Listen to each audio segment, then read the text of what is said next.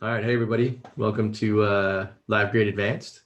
We have Aaron Pico, Chandler Tucker, Chase Abrams. All three of them are DITs, two in LA, Chandler's in New York. Tons of experience with Livegrade and Pomfort workflows, and they're going to show you an advanced viewpoint on a bunch of different tools and different ways to work with things and different ways to verify that what you're doing on set is working all the way through post. And so with that, I'll hand it off to Aaron Pico. Hey guys, I'm Aaron Pico. Thanks for joining us. Thanks for the intro, Jamie. We are going to do our best to keep the demonstrations highly informative today, but as concise as possible so we can give you time to get all your questions in.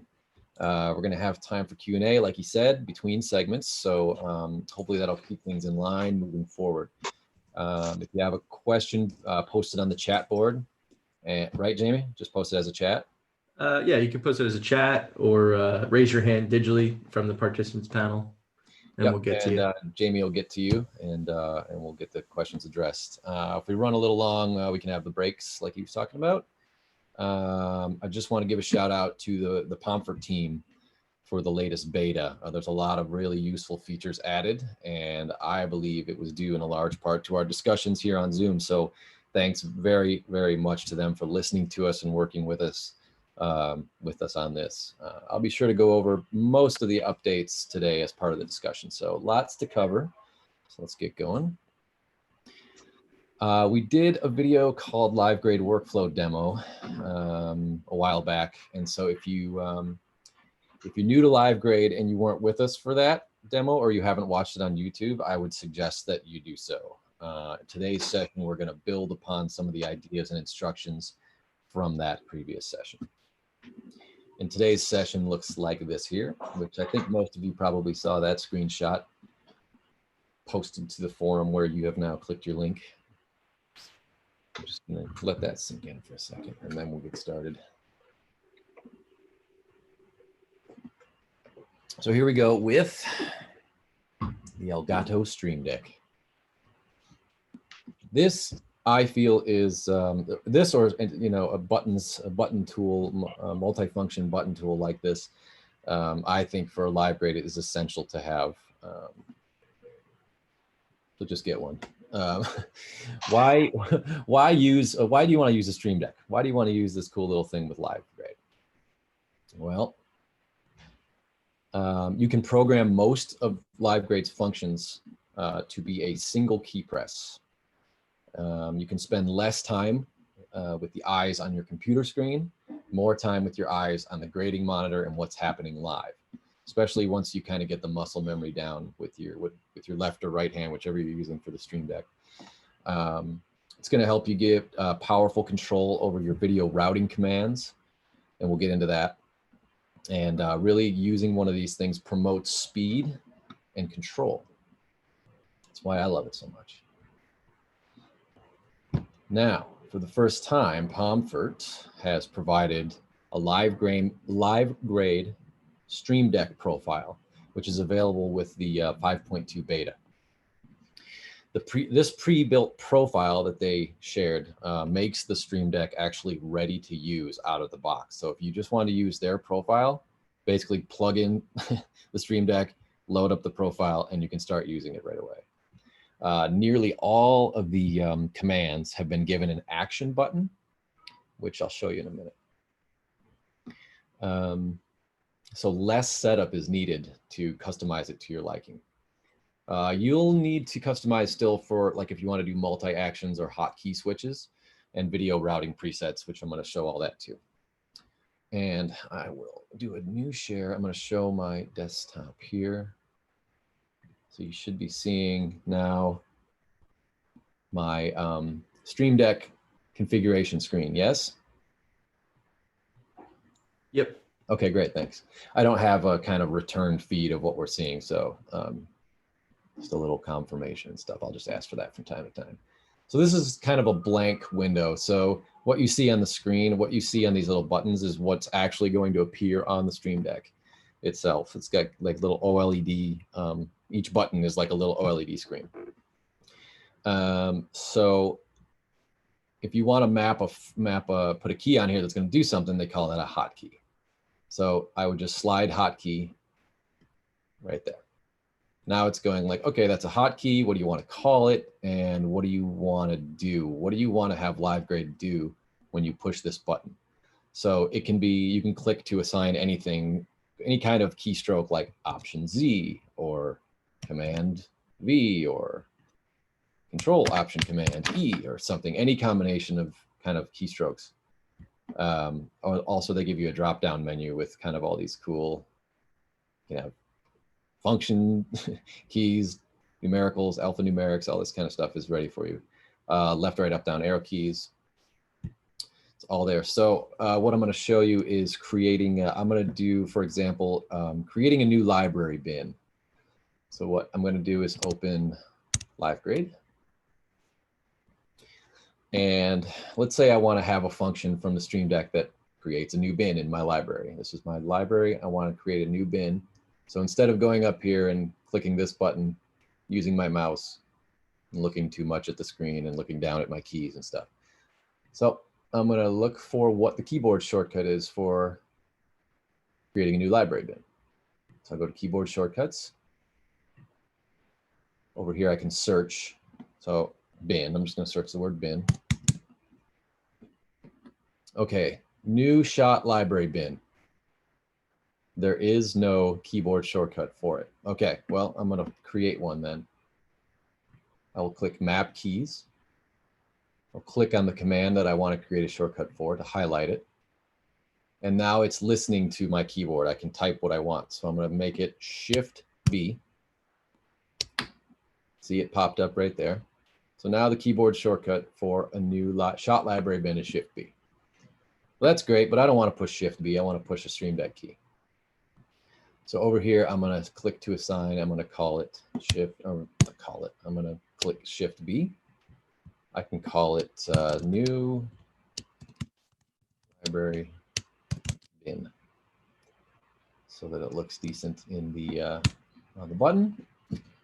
So now when I'm in Livegrade, and I click my Stream Deck key that I just made, boom, voila. I know, moving mountains, but it's just a small example of how to that's kind of like your intro, how to make a key right there. That's the very basics of it. So you can make a hotkey with, here's Livegrade Pro's new options for the buttons they provide for their new profile. And I'm just going to scroll down to show you how many there are. Just about every menu function, just about everything you can do in here, they've given us a key, which is great. So now instead of having to reprogram something, I can just drag. So for most things they've provided, you can just drag a new key right there, drag a new key. You can switch it wherever you want. You can have it be over here. You can have it be over here.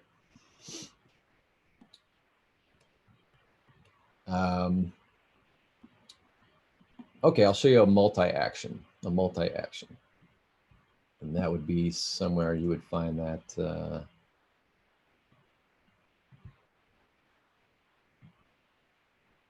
Okay, so for example, here's a button that I made, and I called it Apple.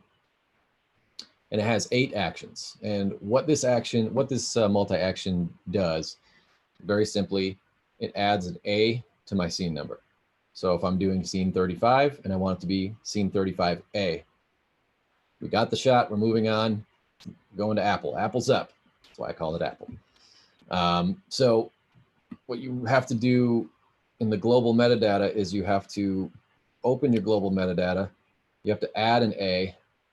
You have to go to take 1, because let's say you were already doing take 6, and you've already captured takes 1, 2, 3, 4, 5, 6, like I have there. You have to add the A, add the 1, and then go back to your tabs view that you were, because you want to concentrate on your color controls. Well, I don't want to do all that. I want to create a multi-function that does that. So it looks like this. This is inside my Apple command. So it's going to do all these things in order rather quickly. So it's going to open my global metadata. It's going to tab down to my scene. It's going to arrow right add an A, tab down, add a 1, hit return, go back to my tabs. So I know that I like to do this a lot because we always go to Apple on a scene. That's why I built this.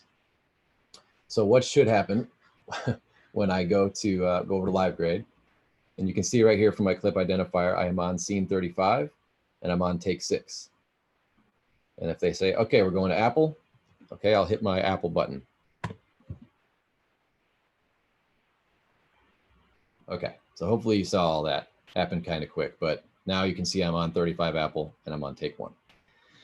From there on, I don't have to do any kind of crazy functions like that because I can just hit the increase scene button, which will increase alphabetically, A, B, C, D. Hopefully you can see it changing right there.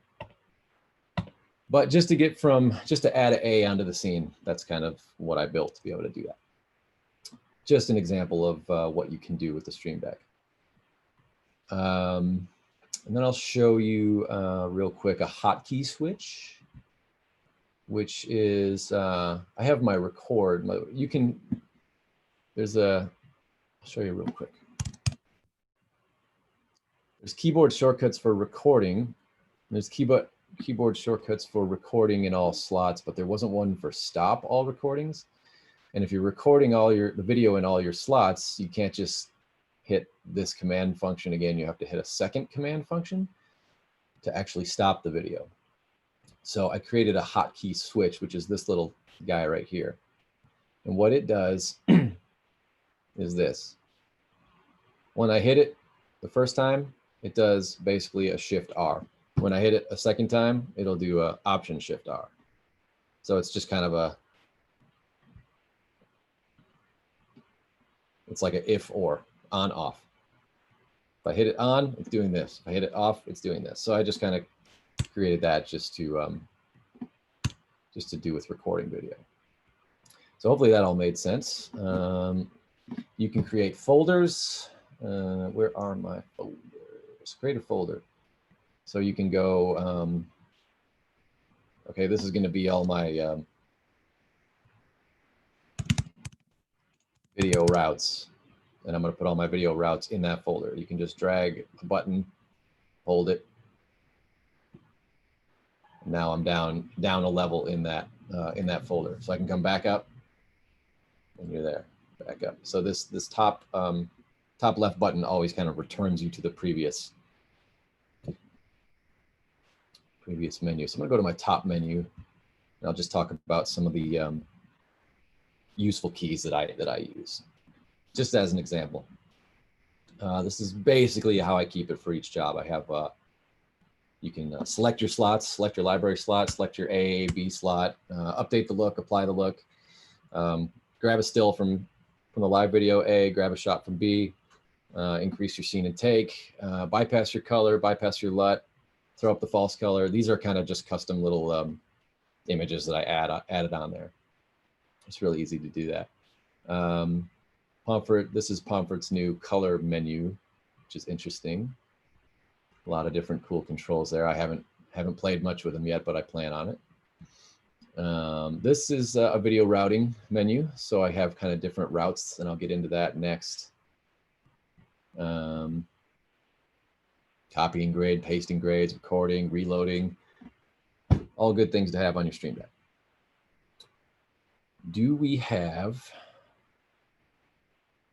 let's see, I'm going to do this and I'm going to do this and say, do we have any questions from anybody about setting up or using a Stream Deck?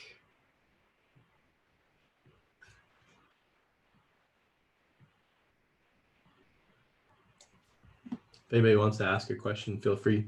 You can also post in the chat or raise your hand digitally within Zoom. If not, we can keep going on. No questions. I'm just going to assume that was perfect and yeah, everybody totally flawless. Okay, good to move on. Is it possible to use the Stream Deck file from the beta 2? What is? I'm not understanding the question. On a previous version. So can you download that profile and use it on non-beta? Yes, I think so. Ooh, yeah, you should, because the Stream Deck is not Livegrade is not controlling the Stream Deck; it's the other way around. So yes, you should be able to create a new profile or use that profile, and then here, I'm gonna actually show you that real quick. That's interesting. So you have all these different profiles you can create. 1 second, excuse me. Let's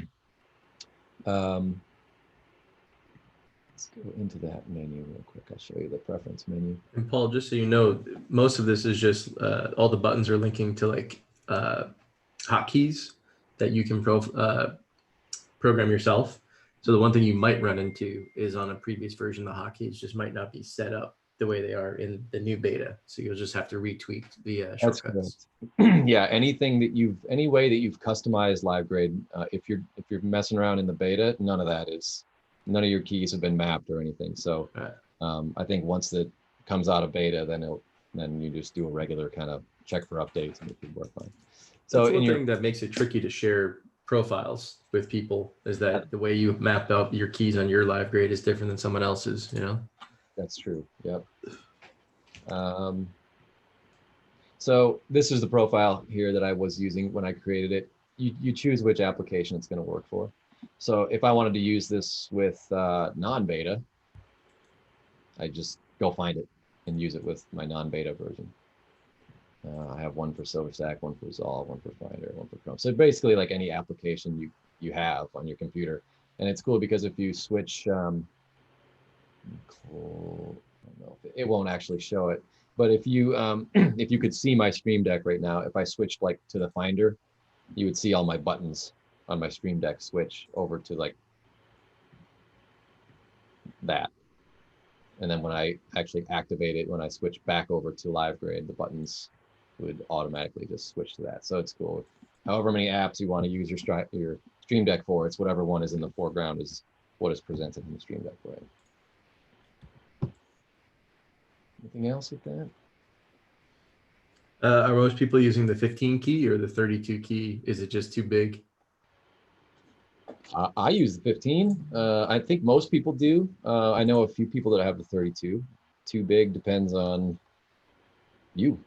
Depends on how much space you have in your cart and how many functions you want to add. I rely, like I said, on the folders to kind of go into the different functions and stuff like that. I don't even know if I have 32 functions that I use at all, much less the ability to go into more folders and just multiply that by 2. So and Luke, just so you know, you can create folders within folders, but you can also do pages.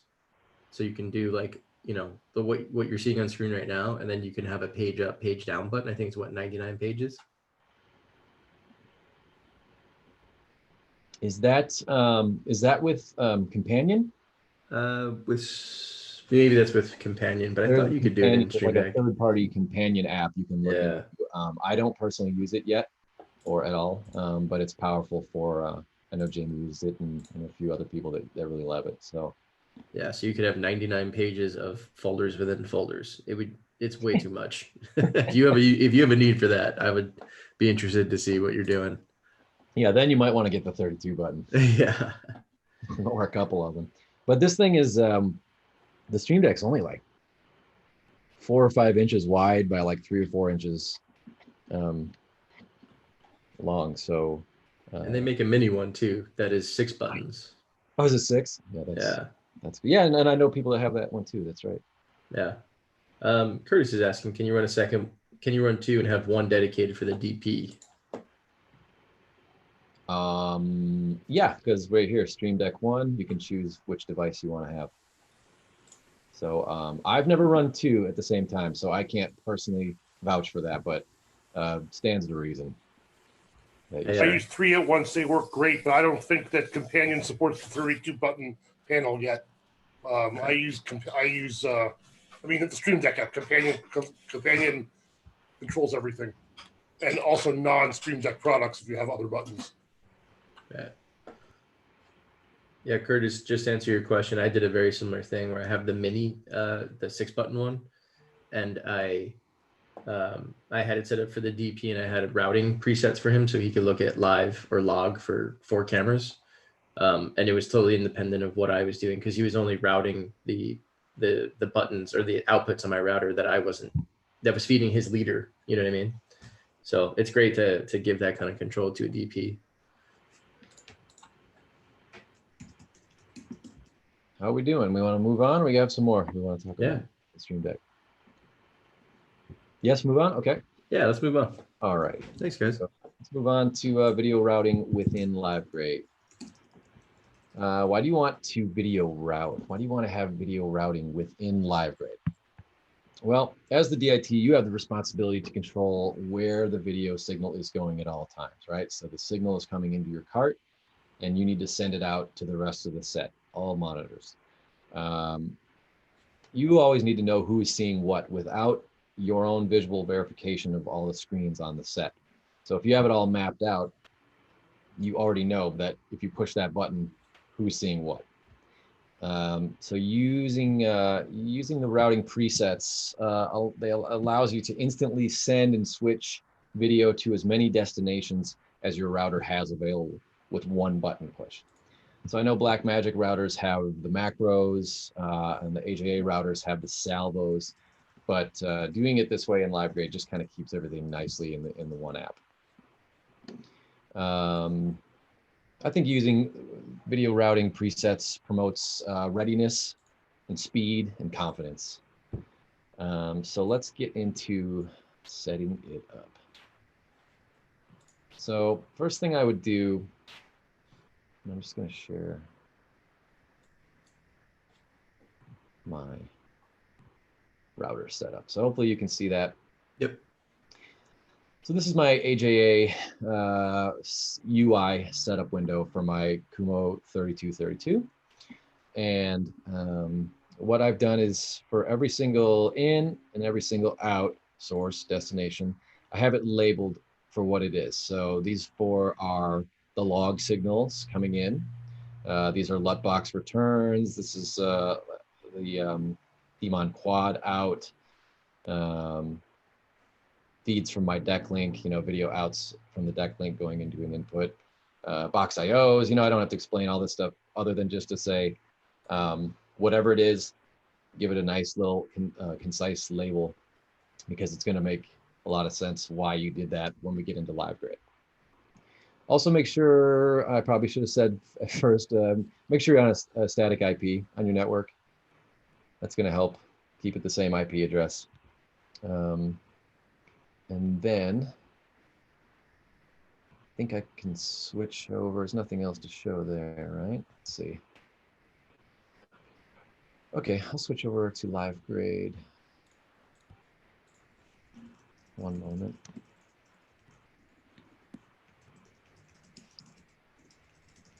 All right. Get rid of that. You can see my Livegrade screen? Yep. Okay. So I want to show you, first of all, the video routing configuration screen, which looks like this. This is, sure a lot of you already do this, so this is just for those of you who never have. So you can see that it's looking for my AJA Kumo. It found my IP address. It'll kind of auto find it too. It's got a auto dedicated video router. But if not, you can just type it in. And then you fetch the in and out information. This is going to actually kind of call up the buttons. So if I'm creating a new preset, it's going to give me one in, one out. So I can start making decisions. I can always hit plus and add more, or minus and subtract, depending on how many routes I want to switch. So if I click my output, here you can see all those buttons that I named in the UI, the router UI setup window. So I'll pick, let's say, like quad 4. I'm going to change something in the 4th quadrant on my Demon quad. All right, and then here's all my inputs. What do I want to be on the quad? Let's have my out, my deck link video out from Livegrade. Okay, so when I choose this video routing configuration, it's just going to change that one thing. Let's save. I'll call it deck link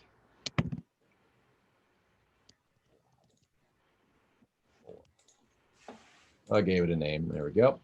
So now if I look in my video routing drop-down menu, you can see, looks like I made one before. Here's the one I just made, thankfully quad 4. So I can click it from there and it'll apply that routing configuration, but I don't want to click it from there. I want to click it from my Stream Deck. So what do I have to do? First of all, I have to create a keyboard shortcut for it. So let's search that I just made. I don't even have to search, it's right here. Livegrade video routing. There it is, DeckLink quad 4. It needs a button. We'll give it something ridiculous that I'll never use, like Control Option Command Q. Okay, cool. Now it's got the keyboard shortcut.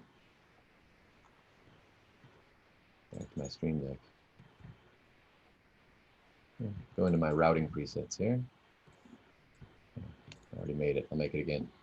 Hotkey, drag it up there. That's going to be, what was it? Control Option Command Q. No, I don't want it to be called that. I want it to be called something else. So DeckLink quad 4. So I probably am not going to be changing what's on my quad, my 4th quadrant on my Demon quad that much, so that I have to create a hotkey on the Stream Deck, maybe. But this is basically just to show you how to get it done. Right, so now it's a Stream Deck key. It changed a routing configuration, a small one. Let's do one that's a little more involved. We go to new configuration. Now, if you don't want to mess around with setting one and then hitting plus, and then setting another one and then hitting plus, just say load all connections. Yep, it's going to override everything I've just done. That's fine. Okay. You currently have these options. These are the things that you've named. All right. Let's say I want to create a video routing preset to change all the monitors to what a camera is doing. When would you do that? When they say, okay, we're going one camera, a camera only. Okay, I don't need to show people 2, 3, 4 different cameras that are not doing anything. I'll just show them the one camera. And it'll be from my LUT box because that's the colors that I want everyone to see, not the log feed. So I can kind of just start deleting destinations that I don't want to have change. Do I want to change what's going into my LUT boxes? No.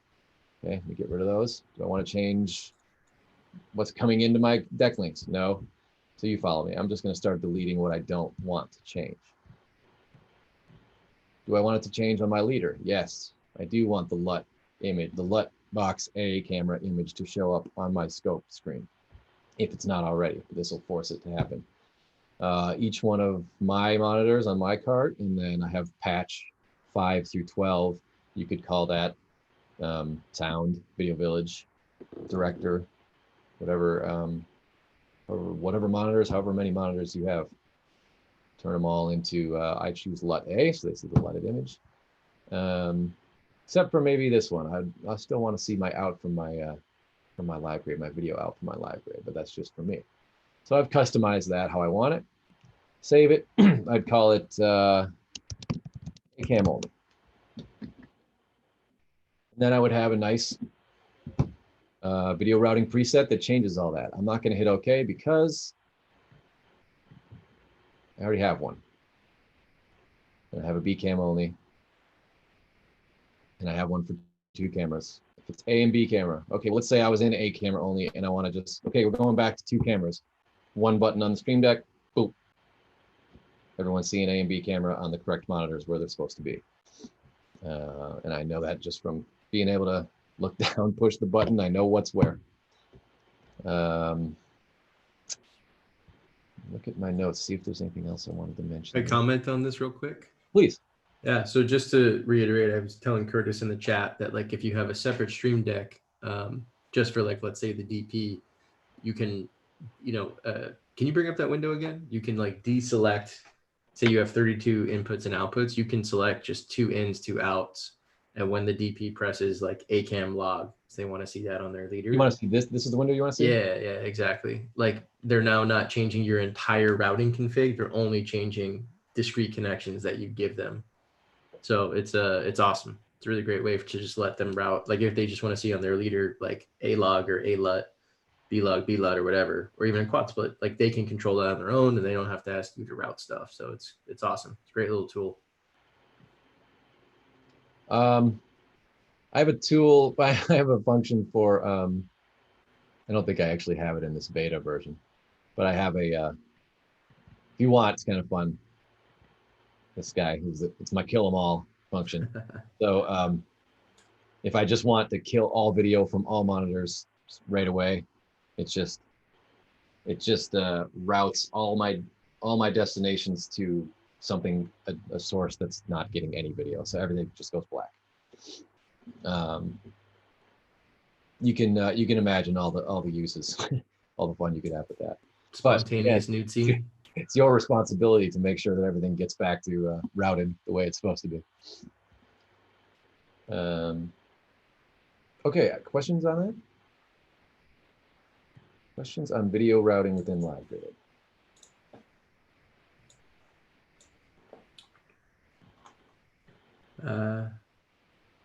Yeah, it's actually a good question we have coming in here. It says, how often do you use the control panel on the AJA now that there's so much control inside Livegrade and with the web remote?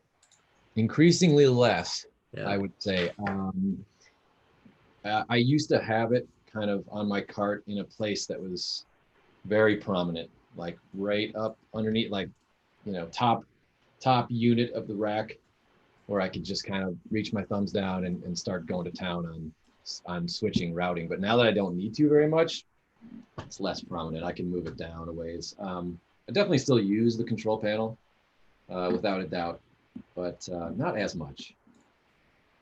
I personally feel like I could get by without a, sorry to interrupt. I personally feel like I could get by without a control panel now. Good, sure. Yeah, and also because you have the, you know, you can always use the web interface. Well, yeah, the web UI. Yeah, web interface is really great. Yeah. You can use this right here to do your routes. So you can just click that and switch your route right here, which is cool if you're, you know, if you're building a nice mobile rig or a nice tight thing and you want to save some rack space. You don't have to have a control panel. You can just use this. And I'm going to actually, I want to ask Chase, if you're in a good spot, can you show the Livegrade Studio routing functions? Yo, yeah, yeah. Hey guys. So Livegrade Studio gives you the ability to adjust your switcher within the GUI. Let me demo this. Hold on, I'm going to share my screen. See desktop. All right. So just very simply put, if you go up here in the right-hand corner, there's a router button. You click that and you fetch your information. There's my router info. Press the little play button and you have this nice little clean GUI. Say I just wanted to switch my my quad, what's feeding the A camera quad to what's coming out of C camera's LUT box. I would just drag it from the destination to the source and it'll switch. And I could do that endlessly. So it's just really nice. This is useful for a number of things. The two things that immediately come to my mind are if you can't access the front of your panel and are working on your mobile rig, or very simply put, it's just nice that you don't have to leave Livegrade in order to do this. So it's just more flexibility. And yeah, if anybody has any questions.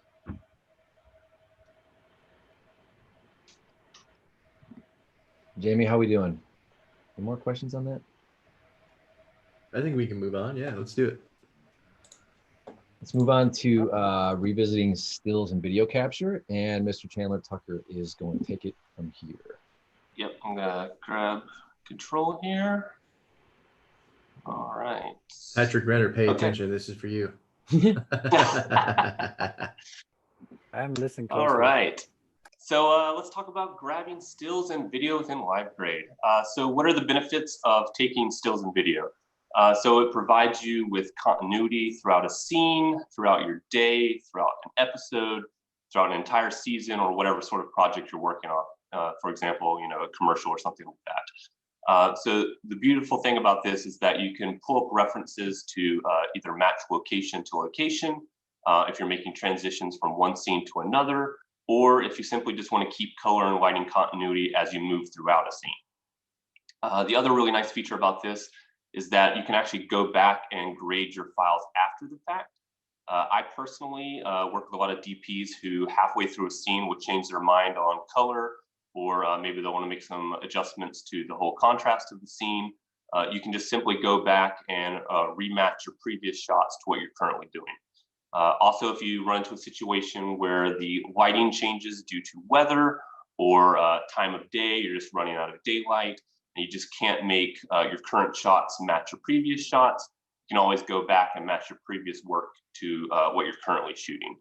So where this is really helpful is that in the past, a lot of times we were stuck with the files being just what we did live in the moment. And so when we would hand off these files to post or to a Dailies house, we have to make a whole bunch of notes saying, hey, can you please match these clips to this clip? We're just really relying on someone else to make sure the color matched the way we wanted it to. That is no longer the case. Now we can go back and make adjustments to everything. And it just, when we hand it off at the end of the day, we know for sure that that color is exactly how we and the DP want that color to look. Finally, it allows you to provide quality stills for dailies and posts to make sure that they can accurately match your grades. So this is just kind of a fail-safe system that can pull the still up when they're matching your CDLs. And that way, if for some reason you had an export error or something didn't get labeled properly, they can quickly see that this file did not match the still that you're sending, and they can either make the adjustment themselves or they can reach out to you and request a new CDL. So let's talk about actually grabbing stills. There's need to make a clear definition between shots and stills. You'll find a lot of times that we'll use the word stills interchangeably when we talk about creating files inside of Livegrade, but they're technically called shots. And the reason being is that there's a little bit of a distinction. Shots are actually stored in the shot library within Livegrade, and they contain metadata. They can also be manipulated after the fact, where when you grab stills from a video source, or if you're using a Box.io and you're just using the frame grab feature, those are actually just graded stills, nothing else. They'll be exported with a file name, but they contain no metadata. You can't edit them after the fact or anything like that unless you're making corrections on top of an already graded image. So as you can see below here, you have a couple of options for key commands to grab either shots or stills. And then you've also got some UI buttons, which I'll show you right here. This is where you're going to create a shot. So if we've got this right here, we create a shot. This creates a new shot here. And what's nice about this is, as I said, you bring this up in the viewer, you can bypass your color, you can go to your log image, all that's adjustable after the fact. If we come in here and we grab a still from one of these slots, that's all it's doing. It's just grabbing a still, nothing else.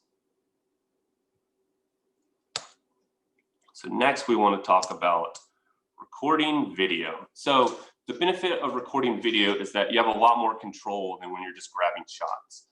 You can actually go in after the fact and pick the exact frame that you want to use, either for your thumbnails or for the files that you're exporting out as your still references.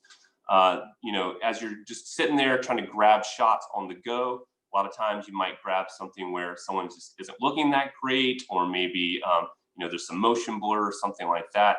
Don't have to worry about that when you're recording the video, because you can just go in and pick the exact frame that you want. When you let Livegrade record the video for you as well, you really don't have to waste your time focusing on trying to constantly grab the right shot. Or I know a lot of people will just kind of grab them every couple of seconds as they go.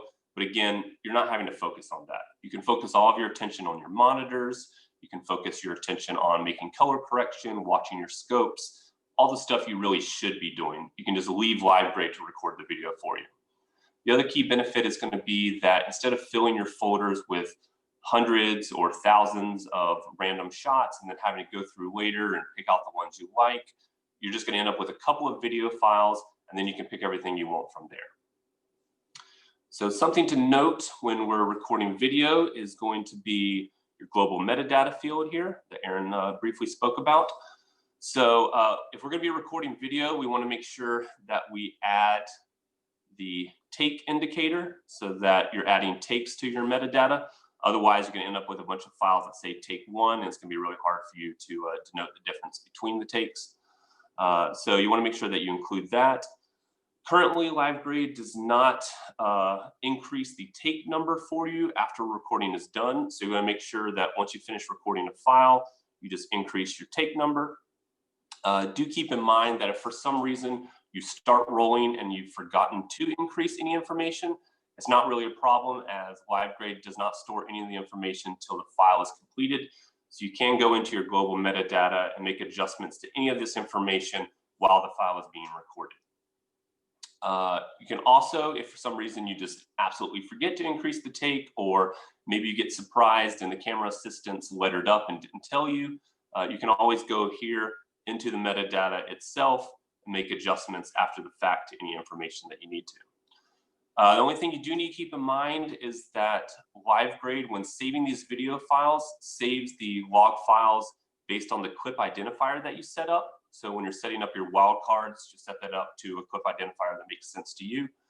So it will save the file using that name. So if you do save a file with the wrong take and you need to adjust the take or the scene indicator or anything like that, if you're using those files for anything after the fact, so let's say you're taking it over to SilverStack, like the way that I use my workflow, or you're just saving those for archive purposes or something like that, you're going to want to go into the Finder and make sure that you actually change the file name to match the clip identifier adjustments that you've made. Another feature that would actually be really nice to see within Livegrade that we don't currently have would be the ability to select multiple clips at a time and change the metadata for all of those clips. So let's say you need to change the white balance for a number of clips, or you're recording 8 cameras at once and you have the wrong take. It'd be really nice if we could go in and just make an adjustment to all of those. So before we can do anything with these video files, we actually need to set up our settings for video recording. It's going to be in your preferences, recording. First thing we're going to talk about is the record format. Obviously, if you're in a position to record the highest settings possible, go for it. That may not always be the case if you're running a really ultralight rig, you just don't have the storage space, or maybe your system just can't handle something of that nature, then you can go in and make adjustments to the files as you wish. Obviously, again, you want to record the highest settings possible so that when you're pulling these up as references, they're matching your footage as much as you possibly can. Here you're going to set the record folder for where these files are saved. Keep in mind that this record folder is recordings for video files and still images. So when you create a shot, it saves a TIFF that matches that thumbnail. So this is where it's going to store those TIFFs alongside any recording, any video files that you save at the same time. Something you need to note is that this folder has to be set to the folder that you're working with within Livegrade. So if you're jumping to another project for something reason or previous season, you need to change this recording folder. Otherwise, so here's an example of files that I can pull up here into the library slot. But if we go to another day, which I don't have it set to, we try to load these shots, it'll load the information, but it doesn't actually load the video or the still or anything of that nature. So you have to make sure that those two line up in order to actually use them. Then we want to talk about the auto record feature.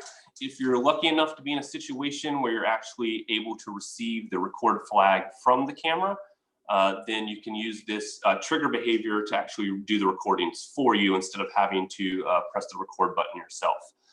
Unfortunately, a lot of times transmitters and receivers will strip this information, so it may not always work out perfectly, but that's why we have a couple options to play with here. If, for example, you're receiving a record flag from only one camera, you can set the trigger behavior to record all. That way, as soon as that camera starts rolling, it'll start recording all of your slots. If you're lucky enough to be in a situation where maybe you're hardlined to every single camera, you can set it to record trigger slots only. This is really beneficial if you have cameras that are rolling late. You're not recording as much footage of just a camera sitting there doing nothing, or if you have a camera that happens to stand down in the middle of the take, again, it won't even record in the first place. Now, a really nice feature that's been added into Livegrade Studio, if you have a Livegrade Studio, is that you can arm and disarm slots. This is really helpful if you are set up to record all, where you use the record all feature, the GUI button up here. You can disarm a slot if that camera happens to be standing down for the moment, and it won't record any files from that. Also, if you happen to have video capture set up on additional slots, but you're not getting anything from that slot, a lot of times when you grab shots and things like that, it will still grab information for that slot, even if you don't have a camera on that slot. So by disarming those slots, you don't have to worry about that.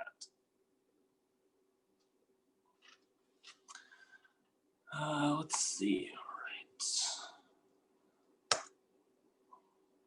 As mentioned before, all of these files are stored in logs, so you can edit them after the fact, but you do have to make sure that you set this up properly within Livegrade. So when you go to your devices and you set up your capture device, down here under capture source, you want to make sure you set that to direct camera output. That way, no matter what you're seeing in Livegrade, it's actually recording the log image. If you set it to LUTbox output, it's actually going to record the graded image that's coming out of the LUTbox instead. And also want to make note, a really cool feature, if for some reason you're running LUTboxes that do not have a stills feature, such as the box IO, I'll take these slots, for example. C and D for me are actually running IS minis. So I can still come in and create a shot. And as you'll see, it will grab a thumbnail for that shot, even if my LUTbox itself is not capable of grabbing stills.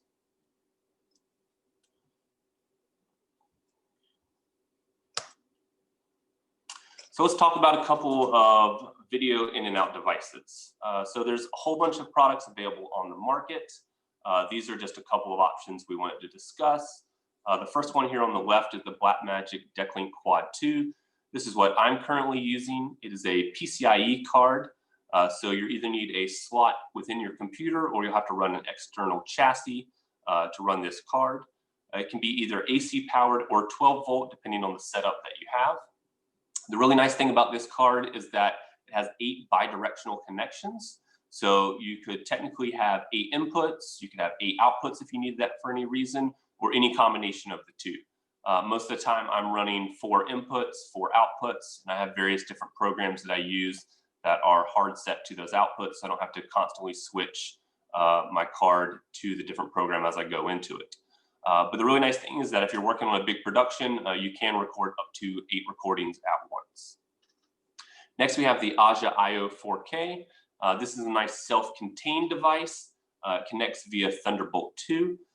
It is currently set up as a 12 volt DC port, but it does come with an included AC adapter if you do want to run it off of AC power.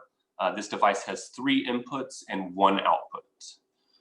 Finally, we have the Blackmagic Mini Recorder. This is really helpful if you're running an ultralight setup or something a little more mobile. This just connects over Thunderbolt and is actually powered over Thunderbolt, so you don't have to worry about an additional wall wart or trying to find a way to run DC power to it. This is just 1 input though. This has no output. If you want output out of your device, you would need something like the mini monitor. So we've got these stills and videos that we've recorded. What can we actually do with them? So the nice thing is that we can pull them up into the viewer. So once we have these files here, there's a couple of different ways that you can pull up your viewer. Once you've selected a particular slot, one second. Once you've selected a particular slot, you can press Command P. You can right click on the slot and show in viewer, or you can also just double click the image and it will bring up your viewer. Once you have this up in your viewer, you can actually, if you have an output, you can set this as an output on your system, and this can also be displayed up on one of your monitors for the DP to reference, so he's not having to look at your GUI monitor. Once we have this loaded into the viewer, we can then go and select our reference shot. We have a couple of ways of setting that as the reference image. You can press the F key, or you can right click on the image and use as a reference. This then brings up that shot as a reference within your viewer, and then you can just go through and do whatever's best to see your shots. Since this is a video, I can come in and pick the exact frame that I want, get my actor up on screen, and there we go. You also have the option of flipping your reference to the right or left, top or bottom, even use it as an overlay. And once you have that in there, you can also flip along the vertical and horizontal axis.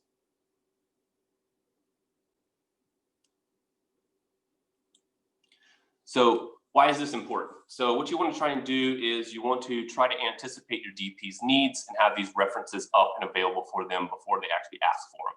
So try to load your references ahead of time. So if you know that you're in a location that you've shot at before, you can pull up that location before, show the DP what you worked with last time if you're trying to match that location. You also can pull up the previous scene if you've already shot it. That way you can see what you're transitioning from. Or as you move throughout a scene, you can just pull up references to make sure that from setup to setup, you're getting constant color and lighting continuity. Earlier, I mentioned the ability to go in and post-grade your files. So a lot of times you might actually want to reference two stored images or videos themselves instead of with your live image. So the way to do this is to pick a shot. So I'm just going to do a C and B camera here. So we're going to take C camera, we're going to load it into the library slot. This can be done by pressing the Y key, right-clicking and loading in the library slot. Or if you've set this up in your preferences, general, action on double click, you can set that to load in library slot. When you double click the file, it'll load it here in the library. As before, we will select the library slot and use the same commands to bring our viewer up. Once we've got that up and we've selected the frame that we like, we can then go into our other shot and we can use that as our reference. We can set the frame that we want to match here. And now we can come in and we can make adjustments and do whatever necessary to climb this up and, you know, get our scope set up and make sure that shot to shot matches. While we're talking about the library slot, I also want to mention these two buttons here, which is the pen button and the L button, the library button. So you'll notice that when I have my viewer up, that as I go from the library slot to one of my live slots, it's actually going to move along with that. So this is really distracting if you're, say, trying to pull up a reference for the DP to look at, but you need to, while you guys are setting up, go in and make adjustments to one of your slots. You can actually come in and pin this, and then as you move around the UE, you don't have any problems with it changing. The library button will allow you to go in, and as you select shots, it will quickly jump between them and automatically load them into the library slot.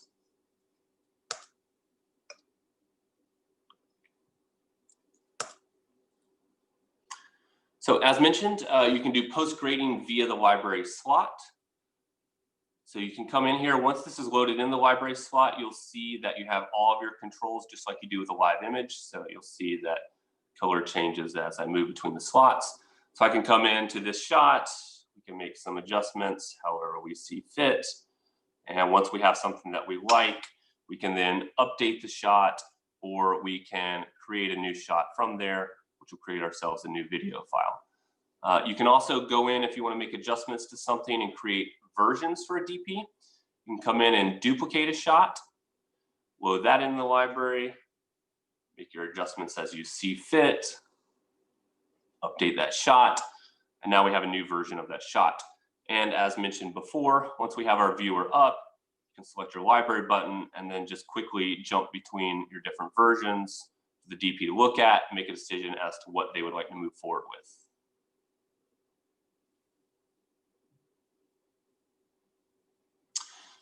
Next, I want to talk about pulling stills from video. So as I mentioned, this is a really nice feature to be able to pick the precise frame that you like. So once we have loaded a shot up here, you can then go to the exact frame that you want. Make sure everybody's looking happy and nice and clean. And then you can use your grab still feature right here, and that will export a still to the folder that you've set up. So again, this is really nice to go in and set things exactly as you want them, and not worry about maybe, catching somebody walking through a door or, motion blur or something of that nature. You can also update thumbnails. So what you can do is if we create a new file, I'm gonna have to have all video files, so give me 1 second.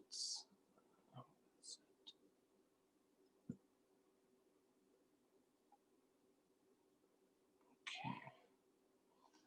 So here we just have a shot. And so if I want to actually update that with a different frame, I can come in, set that there. I can then go to library, and I can replace image of selected shot. And as you can see, it has now updated my thumbnail. So this is really nice when you're trying to export reports and you want to make sure that you have really nice thumbnails. You can go in after the fact and update the thumbnails to the exact frame that you like. Unfortunately, there is not currently a way to update thumbnails for video clips. It just uses the very first frame of the video clip. So hopefully that's something we can see fixed in the future, especially if you're going to be making reports just off of video clips and not creating separate shots.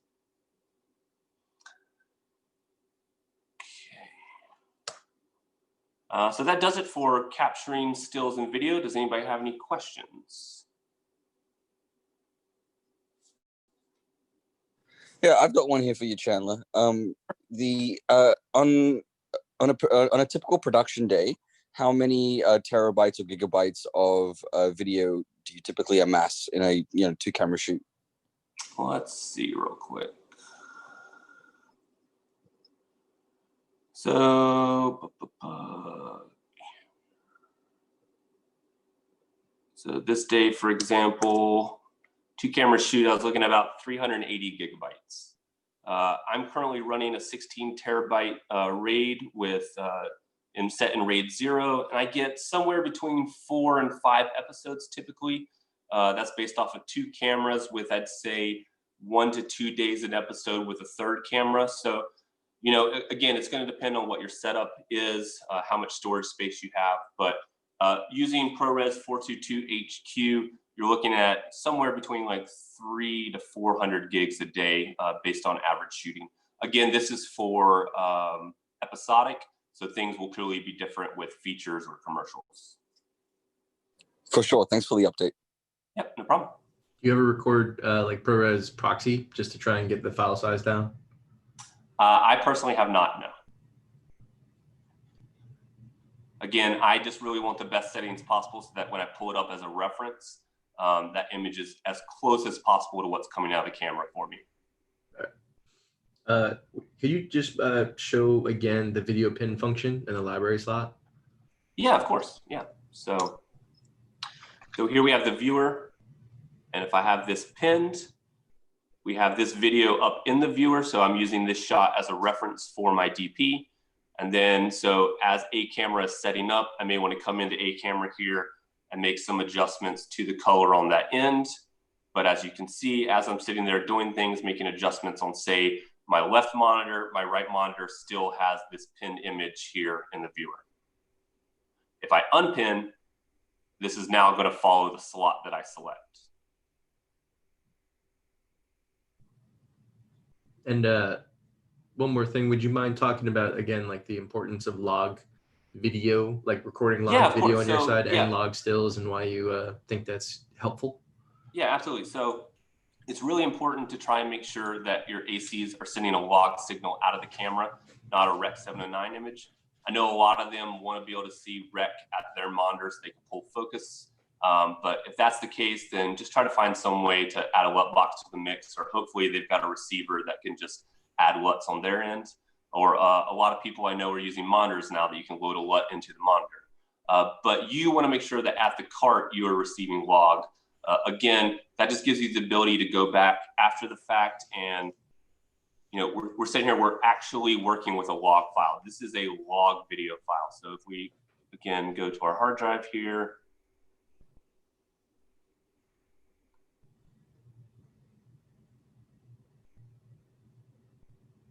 and we pull these shots up, this actual file is log itself. It is not a graded image. So it just gives you all that control to go back in and make adjustments after the fact. If we come in and we load in stills that we've taken,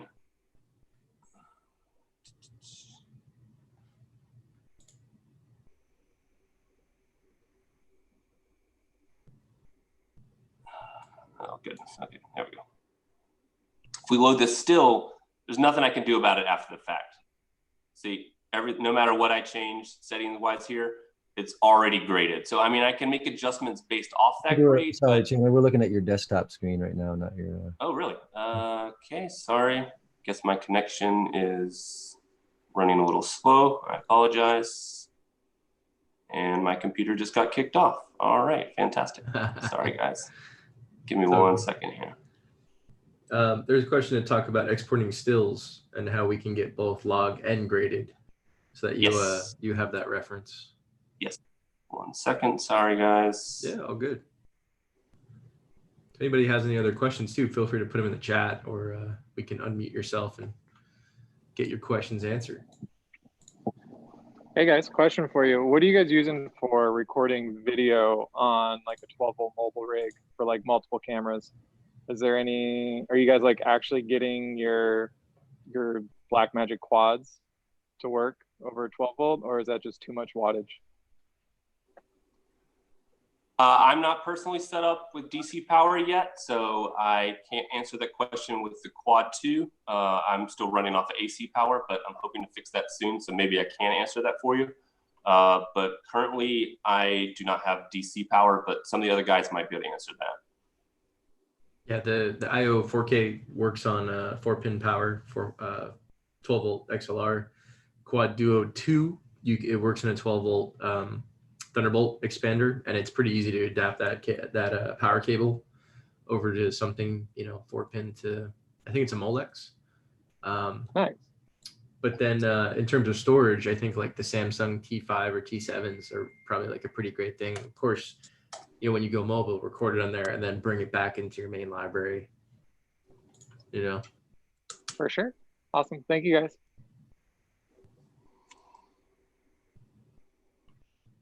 All right. There we go. There we go. Let's see if this will work. Of course, of all days, my internet decides to crap out on me.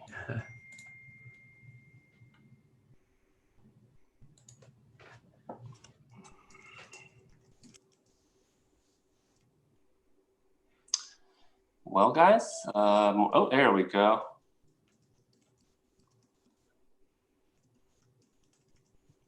Okay, 1 second. Let me get this going again.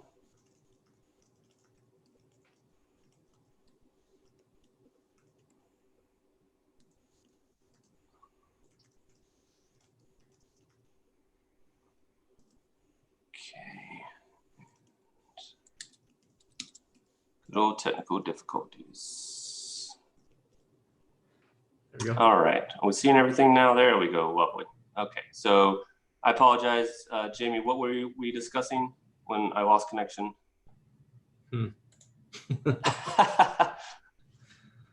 I forget. I think we're just getting ready to move on to exporting stills, how you can get both log and graded. Great. Oh, yes, that's okay. Yeah. Perfect. Yeah. I think we're moving on to the next section of the. Yep. Perfect. All right. Great. All right. So organizing your files and exporting. So we really want to make sure that when you're organizing your files within Livegrade that you're using clear bin structures. So you want to structure your bins in a way that someone covering you could easily find a particular file if they're asked to pull it up. So, you want to make sure that, you include folders, as you can see here. We've got it labeled as the shoot day, AM or PM break, And then we've got a bin set for CDLs. We've got one set for references. Over here, we've got things set up by episode, and then the actual physical date. And then in this case, the video files are being recorded per setup in separate bins. So just however you need to set it up so that if someone comes in having no idea what's going on, they'd be able to pull up those files and find them. You also want to include any additional bins that might help you find files that you need. So for example, here we see like a Dailies reference bin. You could have a bin for the approved shots that you want to keep and actually export later for CDLs or stills. Just some way to separate what you're working from with the files that you're actually going to use to hand off to post. We also want to talk about clip identifier versus clip name. So the clip identifier is what you're using to identify the clips as you use them within Livegrade. So this can be set up however you want, but this is not necessarily going to be the way that the file is exported. So you can set up the wildcards however you choose to export the files to make them nice and readable later on. Clip name, on the other hand, is going to try and match everything up with the actual way that the camera itself is recording the file. So this is really helpful if you're working with, say, Colorfront, where they work off the clip information. You can easily line up CDLs and stills to match those clip files, and it'll line up really nicely over in Colorfront when they bring everything in. We really want to try and start working towards a standardized naming convention for everyone here. So as you can see below, for this file, for example, if this was a CDL, it will be listed by episode, scene, camera identifier, and then the project name at the end. Why this is really important is that you got to keep in mind that post houses are working with upwards of like 50 projects at a time. And so a lot of times they may come across a folder or a rogue file or something of that nature. And if it's just something really simple like scene 3, take 2, A camera, they have no idea where that belongs. So you really want to try and make sure that you name this with something that if they saw this, they knew, oh, look, this belongs to the GFM project. Here's our episode, here's our scene, here's our camera. Just nice and easy, almost idiot proof, if you will. A lot of times, we have people coming in that are getting paid minimum wage just to like move files over, match things up. They're not the actual people doing the work with the coloring and things of that nature. So these people, you really just got to be explicit with them. You just want to make sure that's easy for anybody to read and to figure out what's going on. Same with your deliverables. You want to make sure these are really straightforward. As you can see, we've got folders for CDLs, your footage folder, LUTs, notes, reports, sound stills, so on and so forth. Again, if somebody opens this drive up and is looking at it, they should very easily be able to find the files that they're looking for. It should be very straightforward, all labeled out, all put in appropriate folders. Within Livegrade, you can actually make files searchable. So one of the nice new features within beta is that your global metadata field, you can set caption here. So as you're recording or as you're taking shots, it can automatically add caption fields. So I'm just going to take this day, for example. Unfortunately, everything was basically in the same location. Well, here we go. Let's do this based off episode. So let's say I wanted to find the hospital room that we were shooting at night. I can now go in, set up hospital room, night, and now all the shots I did in that room at night pull up. And then once I find the file I'm looking for, I can then reveal that print bin. It takes me right to the bin with all the other shots that were done. You can also set up comments. So for example, you might want to use caption to put location information for your file so it's easily searchable that way. But say you want to do a quick search for all the files that you actually want to export out later for CDLs. You might have something like, say, print, and sorry, one second. As you can see here, I've set this file. This is the one I actually want to export as my CDL. So now it's really easy to find that file and quickly export it out. A lot of people also use this rating system here, so you can rate shots, especially if you have a whole ton of shots and you want to make it easy to find them later on. So we want to set this to 5 stars. And then we go into our day. Now I want to find all the 5-star shots. It brings them right up to the top. I can now select these 3 and export them for dailies. So now we actually want to talk about exporting your CDLs and stills. So once you've selected the shots that you want to export, and go up to File, Save Selected Shots As. And then you've got a whole bunch of options here for your destination. Typically, you're probably going to be working with CDL exports, so set that to CDL. And then here's where we'd set up that naming scheme. So it doesn't really matter what your clip identifier is. You can set up a custom naming scheme based on wildcards that will export your files using the metadata to a very readable, very concise file name. At the exact same time, if these shots have the stills associated with them that you want to match, you can just go ahead and export your still images at the same time. You can set that preferably to TIFF 16-bit. We want to make sure we give them the best possible image, and you want to make sure that you apply the look to these stills. Now, if for some reason you want to archive log stills and you don't want to actually apply it, and this is maybe something you're using just for yourself, you can turn this off, and as it exports those stills, it'll export it as just the log still. Won't have any grade applied to it at all. Now, let's say you want to go in and you want to create some extra reference files, but you don't necessarily need them to be attached to the CDLs. You can just turn the export look feature off and just export those shots as still images.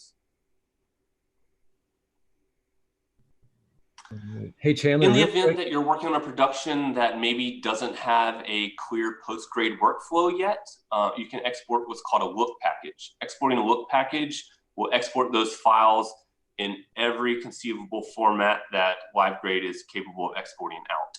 And it will do so in nice, concise bins, which tells the editor at the end where that file is supposed to be. So by doing that, you can select your files, file, export look package right here, and then choose your destination. Finally, we want to talk about ALE exports. So if you're, say, sending files to assimilate Scratch, you can actually just send them one ALE file that will bring all the information over. So you can select your bin or your folder, file, and export folder export folder for Scratch. Keep in mind this will export all the metadata information and it will export your looks, but it does not include the LUT. So you need to make sure that on their end, they are applying the LUT to the footage. You also want to make sure that when you're delivering these files, you're delivering them with the show LUT. That way they have everything they need to actually get the proper grade attached to their files. And now we want to quickly talk about the difference between a PFL and a PFLA. So a PFL file is going to allow you to export the color information of a file without it having any association to anything. So it just literally creates a file with color information that you can apply to any other file you want within SilverStack. So say you want to apply a look from a clip that is from a previous scene, you can save that file and you can apply it to the current footage that you're using. Or maybe for some reason your metadata isn't matching up perfectly from what you did in Livegrade to the files that you're backing up in SilverStack. You can force your color upon a clip by using a PFL file. So I just want to go over that real quick. So let's say this is the look I want to use. So I can select that shot.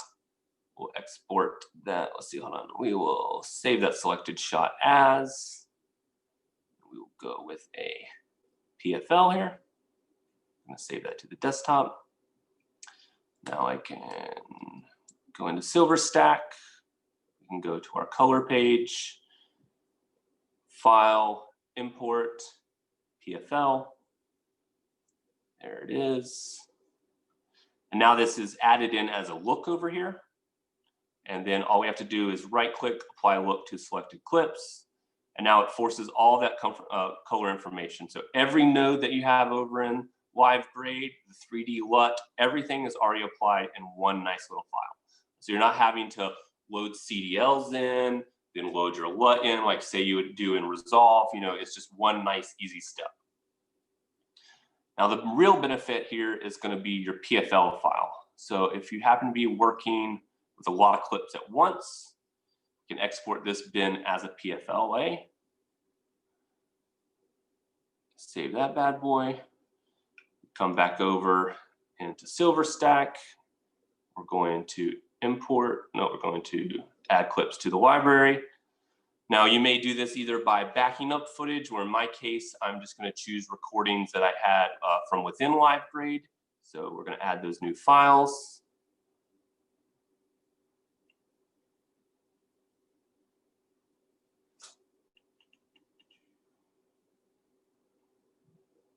Okay.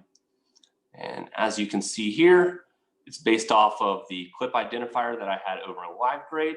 And now instead of having to force every single file with a PFL file, I can just come in, I can import PFLA. Here it will make sure that your files are matching up properly. There's a couple of ways that you can match this PFLA file. You can either do it by the clip identifier itself. Clip name is really handy if you're trying to match footage that you've backed up and has the camera name attached to it instead of clip identifiers. You can also do things based off a time code if you're getting proper time code. There's a couple of different ways that you can do this. And then finally down here, you have the option of taking over metadata from looks to matched clips. So this way, instead of having to import your own metadata into SilverStack, you can just bring all that metadata over from Livegrade. So we're going to apply these looks. And as you can see now, I've got grades on all that. And all my metadata has been nicely added into SilverStack. Then once you have that set, you can come in and if you like, organize this a little bit better. And now I've got everything for scene 19 all here together.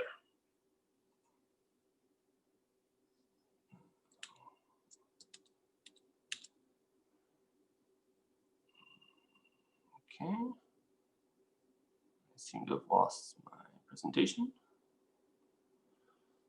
There we go. Okay. All right, so actually that's it. Any questions about that? A lot to digest. Anybody have any questions or want to see something again? Sure. Sorry, I tend to speak a little fast sometimes. Hey Chandler, it's Pico. I just have two things maybe that you could show real quick. Sure. I thought when you were showing how you were going to save a CDL, and it opens up the window. Of course. And you showed where you can have the custom naming. Correct. Right there, the naming scheme. Go ahead and click customize. Yeah, show them how that works. Yeah, absolutely. So for example, here, instead of having to input this information for every single file, we can just come in and so, I want my episode information to go here. So I would type out, EP underscore, and then I would come down and I would find the, did I select go over it? All right, there it is. I'd find the episode wildcard. I would import it.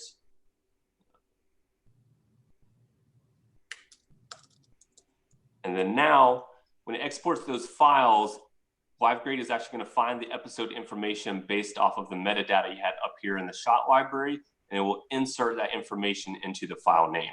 So this is really handy. You don't have to go in and do each shot individually. You can just set up a number of wildcards. And again, my clip identifier isn't being used for this, for example. So it uses the metadata to go in and rename these files in a way that's more concise and more readable to those who are looking at it after the fact. Would you add oh, I see at the end you have project. Yeah, project right there at the end. Yep. Yeah. So, and it gives you that little, right below your window, your name window gives you that little example. So it's giving you a nice preview of like what. Yep. So, maybe I want to come in and I want to add, let's see. Oh, we were talking earlier about the clip name. You could add the clip information in, see it gives you an example of how that's going to look. Maybe we add the caption for stills if they want to know, exactly where that still was. All sorts of things that you can add in there. One useful thing for the clip name too is that depending on your wireless transmitter, that clip identity or the clip ID like A001, C001 will actually get picked up over SDI, even wireless, depending so the Bolt 3000 XT will support that. So if you really wanted to reference which the CDL applies to what clip down to the clip level, it's in there. Yep, and this is really nice if, for example, you want to export, as I said before, a PFLA file, and you want to hand that over to your loader, for example, that may be backing up all the footage. They can then import all this metadata. It makes it a lot easier for them to find files as well at a later point if they need to.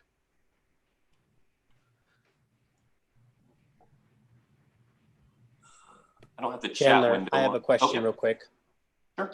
Have you, this is Dane, by the way. Have you seen inside of your uses, a one for 3D cameras where you can make Like a left and a right? Yeah, well, on Avatar, we had see through or reflected through. So is there a way to add that without, as part of your metadata? That's a good question. I don't personally have any experience with that. So it's not something just I in can the speak icon to. that you're, just in the metadata window that you were just in. Can you go down? I couldn't. Oh, are you talking about for exporting a file?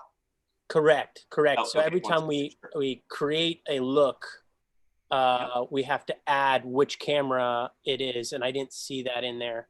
Oh, I guess okay, we'll just make one of the custom. Yep. So right here, you see where I have camera in here. Mm-hmm. Yep. So this is identifying this file as CCAM. Yeah, but you have two C cams. Technically, they're both C cams, so you need an identifier left or right. Oh, yeah. right. I guess you just make one of the customs. That's what we had on the last one. Yeah, okay. Yeah. Unfortunately, I think you'd have to do a custom. But can't you have you talking about like one of your slots in Livegrade is one, okay. and another slot in Livegrade is one, right, so, Dane? Here's what I would do. That's what we had to do. Yeah. Right. So you can custom name your slots now, right? That's what I was going to say. Exactly. Correct. Yep. So I would come in and I would set that to, slot, right? Slot. There you go. No. Is it slot suffix? Yeah. It would be slot, I guess, at that point. You'd have to choose one or the other because your CDLs might be different. Right. But yeah, you could, as he was saying, just come to your devices here and change the label for your slot. Okay. Yeah, that's how we're doing it right now. Okay. Yep. Thank you. Yeah, no problem. Thank you. Good question. Anything else?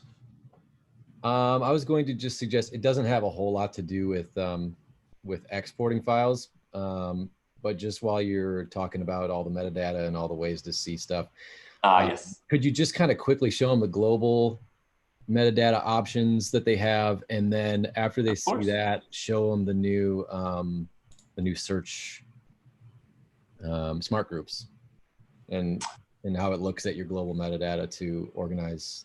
Sure. Yeah, absolutely. Okay. So here's all the global metadata that you can now add. So date and time, shot, crew unit, shooting day.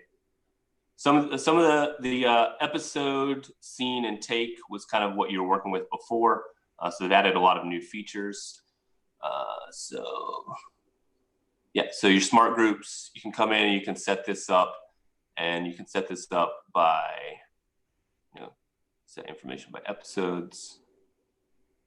So I actually have to admit I've not played with the smart groups yet. So well, if you keep this open, keep the smart group open like this, and then over in your shot library kind of tree on the left, that shows all your scenes. If you go up like click like a top folder or a different folder, you'll see how the smart groups will change. There you go. Right. Okay. So then if you want, someone's like, hey, can you just show me, from episode 22, scene 3A, and then you can just kind of quickly go in there and do that. Perfect. Yeah, no, that's great.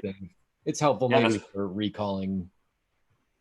Yeah, no, that's fantastic, especially if, script supervisor is coming over and needs to find something quickly. You're not trying to figure out what the exact shooting day was or anything of that nature. You can sort by caption as well, right? So you should be able to search by hospital room. You actually can't do caption. No, you can't. I would like to have caption added to that. Please. There you go. Well, Patrick's listening. I'm sure Patrick is listening right now. I also know that Pico uses this feature over in SilverStack a lot, which he said he would love to see in Livegrade, which is you can go into a shot and you can actually set labels here. So based on, best take, average take, things of that nature. And then that is usable with the smart folders in Livegrade. So, here I have one that uses all the best takes. So it'd be really nice to see maybe a labeling system similar to that could also work with the smart groups.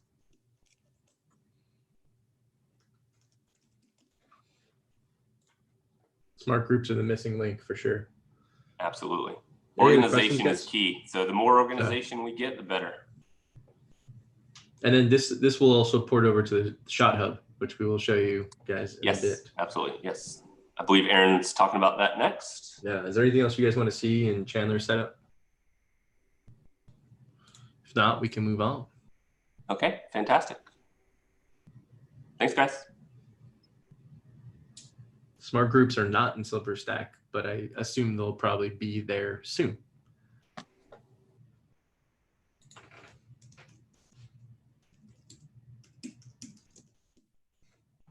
Okay, I'm back. Using the cloud. Moving on. How are we doing? Do we want to, we're about an hour and a half in. Everybody's feeling good, I assume? Yeah. Okay. So what are we going to use the cloud for? Why are we talking about the cloud with Livegrade? Sharing reference stills is the way that I use it the most. And I'll share it on a platform like Google Drive or Dropbox, or perhaps a platform like Frame.io for added security measures. Also, syncing your project library to Pomfort's ShotHub, which is formerly known as Silverstack Cloud, because you can now add Livegrade information, not just Silverstack information. And that can have some valuable benefits when you're using Silverstack. ShotHub is brand new in the new 5.2 beta release. So talking about uploading and sharing stills on the cloud. First things first, you need to make sure that this is allowed by your production. Get permission. Big budget jobs or sensitive jobs may not allow you to share the image with anyone ever. So just before the chat window blows up about doing that, just make sure you get the approval, or you're looking at getting fired maybe, because that could be bad. But if you're cool with it, everybody's on board. Producers are like, yeah. Directors, yeah. DPs, yeah. It's pretty helpful. It can be really effective for DPs and other department heads that want to have quick access to an organized catalog of stills. So it's mostly going to be effective on long form projects, features, episodics, things that go on for weeks and months, not necessarily like the 2-day commercial. This isn't really talking about that. So anyone can see the work that's already been shot without having to scrub through dailies or having to go to the script supervisor for answers on continuity and matching. Imagine somebody in the costumes department just couldn't get a still that day, or just for some reason they can't find their note on something. Bam, they just go to this Dropbox or Google Drive, whatever, look it up, and it's right there. It's actually already on their phone. There's nothing that they had to do. It's just there. So for a still that you want to share, a bunch of stills you want to share, you just save it to your shared folder, and the shared folder will auto sync to the cloud as long as you have an active internet connection. At the beginning of a show, I usually ask production for a wireless hotspot for the cart, or you can always just use your cell phone as a hotspot. If you have a hotspot capability on your cell phone, the data use is minimal. I think I go through a whole show using just my phone, and it barely nudges my gigabyte allowance. Always keep your catalog current at any given time, so that a complete history of the show's best stills are available. Contact all the the departments, people listed kind of right there in red on these iPads. Contact them during prep, let them know what you're going to do. If they want in, which they will, have some kind of nice, easy to follow steps they can take to get it going on their device. And, or, if you can't do it at prep, meet them. It's a good way to meet people. Hi, I'm the DIT. I'm here to offer you this little tidbit. And they get just giant smiles on their face. Everybody loves it. And an added bonus too is if you're capturing these stills from the live feed, which likely you are, you're going to have that nice metadata in the surround view. So if there's any question to how the shot was shot, there you go. You got some reinforced information of how you did it. So yeah, I'll use the star ratings in Livegrade to kind of note which are my favorite grabs. I'm kind of take hundreds or thousands of grabs a day kind of guy, but I think I might be quickly switching over to Chandler's workflow of capturing video. I think there's going to be a lot more options with that. But yeah, so I'll kind of, just to keep it all making sense to me in the shot library and in my my shots window, I'll use the either like a flag or rate it 5 stars, rate it 3 stars, something that makes sense. And I'll keep a separate Livegrade bin that has all the best shots of the day, and that's where I'll kind of export my CDLs from later on. We talked about the labels. Okay. So that's just kind of a Finder window example of what you might see in Google Drive or Dropbox or something if you're going to set it up like that, how you can keep it organized. So that's kind of what you just want to stick to it, whatever it is. So I organized here by episode first and then by scene. Our scenes on that show happen to all start with like the episode number. So episode 301, the first scene was 101. Just how they wanted to do it. Make sure your naming conventions make sense. So the naming conventions of the actual JPEGs or TIFFs that you're going to upload.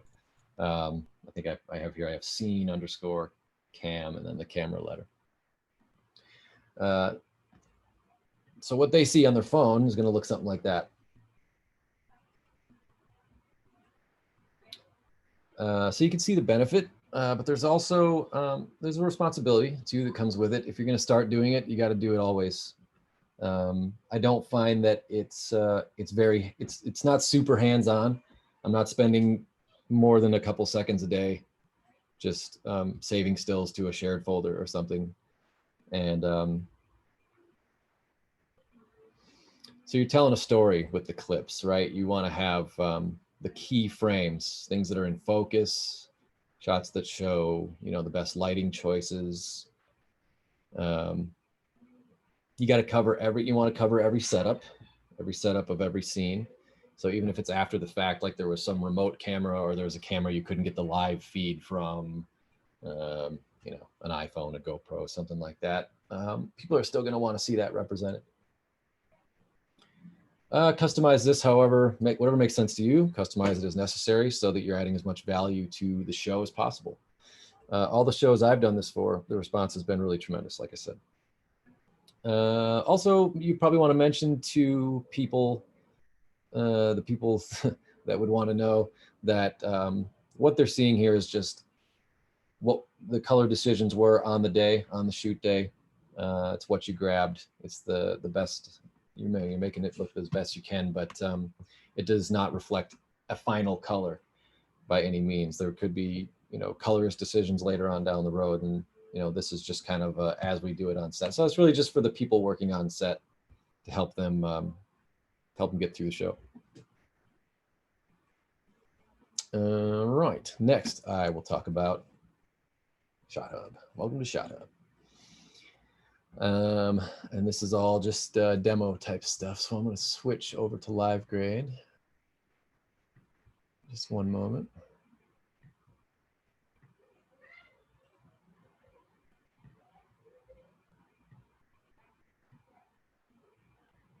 And there we go, I think. Seeing Livegrade? I hope. Yep. All right. So Shot Hub. Let's go into our preferences and go to accounts. This is where your email address and password for Pomfort. You would enter it here, and I can see I am now successfully authenticated. Great, I'm on Shot Hub. That was easy. Now up by my the project, you got this little cloud window. So if I was going to add the advanced Livegrade project to my Shot Hub, okay, yep, that's the account I'm using. You can create a new cloud project for this, or let's say I'm in, say I'm using a second machine, third machine, or something like that.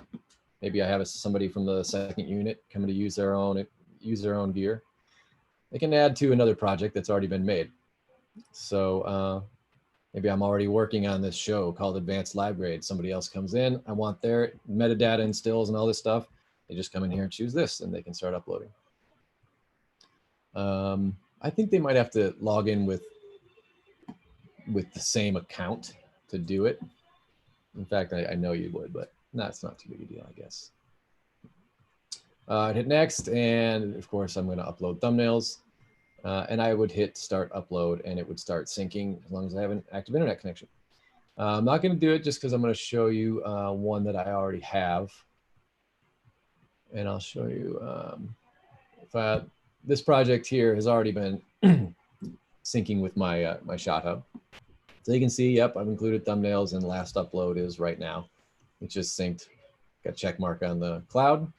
And then before I switch over to the Shot Hub, I just want you to kind of quickly look at my my shot library tree over here. Take just a quick kind of mental snapshot of the folders and bins that I have. So when I want to,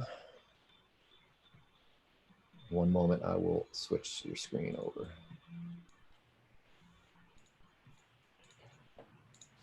Okay, you're seeing now Shot Hub, yes? Yep. All right, and so here's my library, shot library tree. As you can see, it's an exact replica of what was in my project. And so each of these will show a thumbnail, whatever, as much metadata as you want. You can choose any and everything there. You can set a custom preset if you want for which metadata you want to show.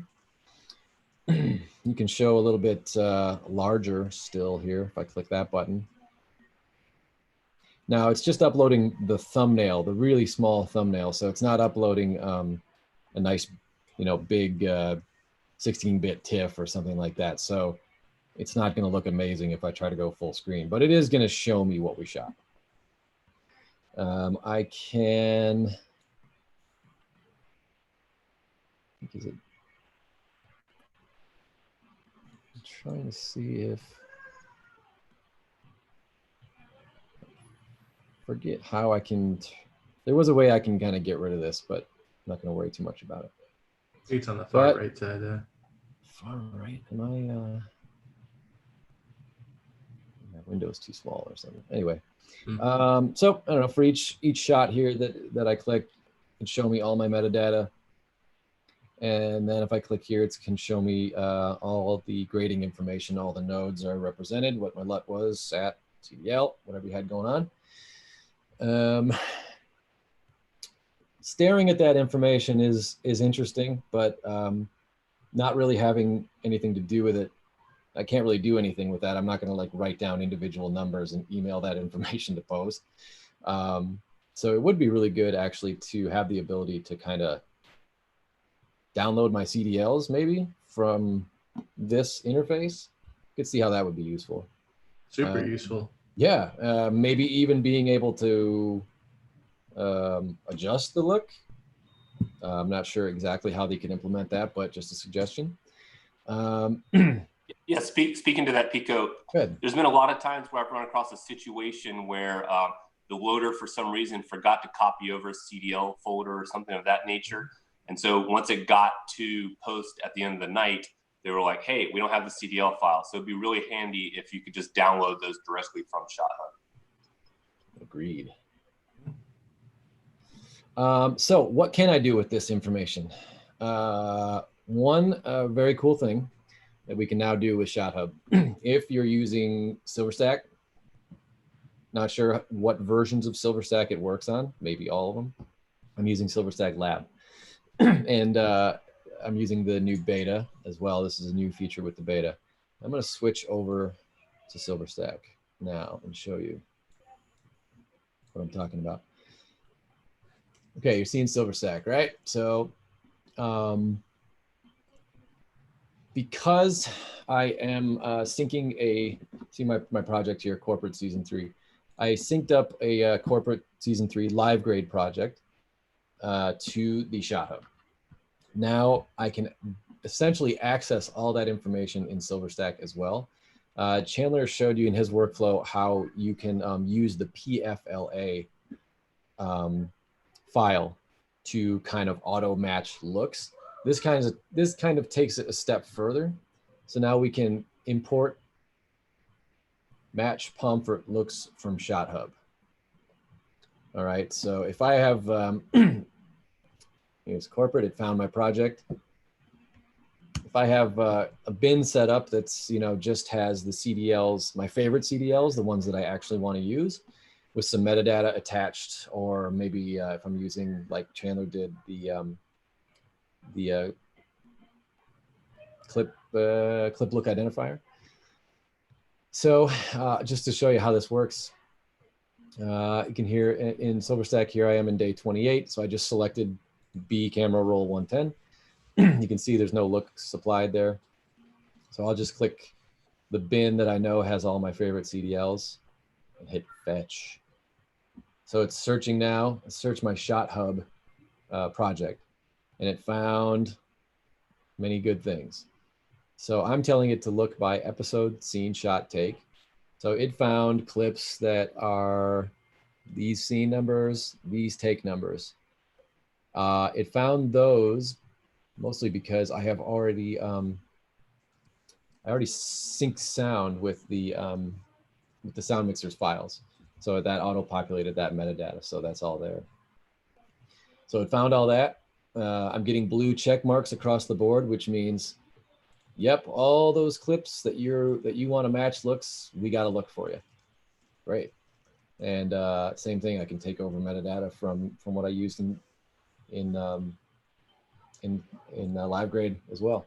So you just hit apply looks, and just like the PFLA, it works the exact same way. It just auto applies your look. So it's a little bit, it needs a little bit of work. I found a few bugs with it. Me and some of the good people at Pomfort are kind of working out a few bugs. So it's not, I found not every project is exactly perfect, but the bugs are getting worked out and it's going to be perfect.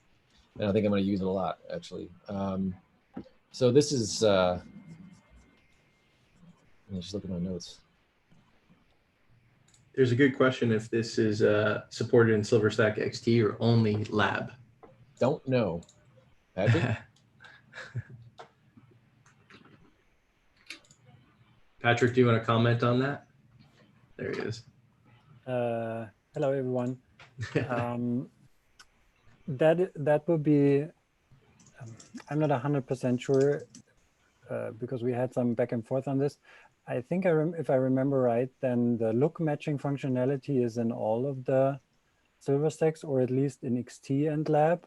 And so the cloud matching functionality will be available for all the SilverStack versions that have the PFLA workflow also, because we want to like improve that.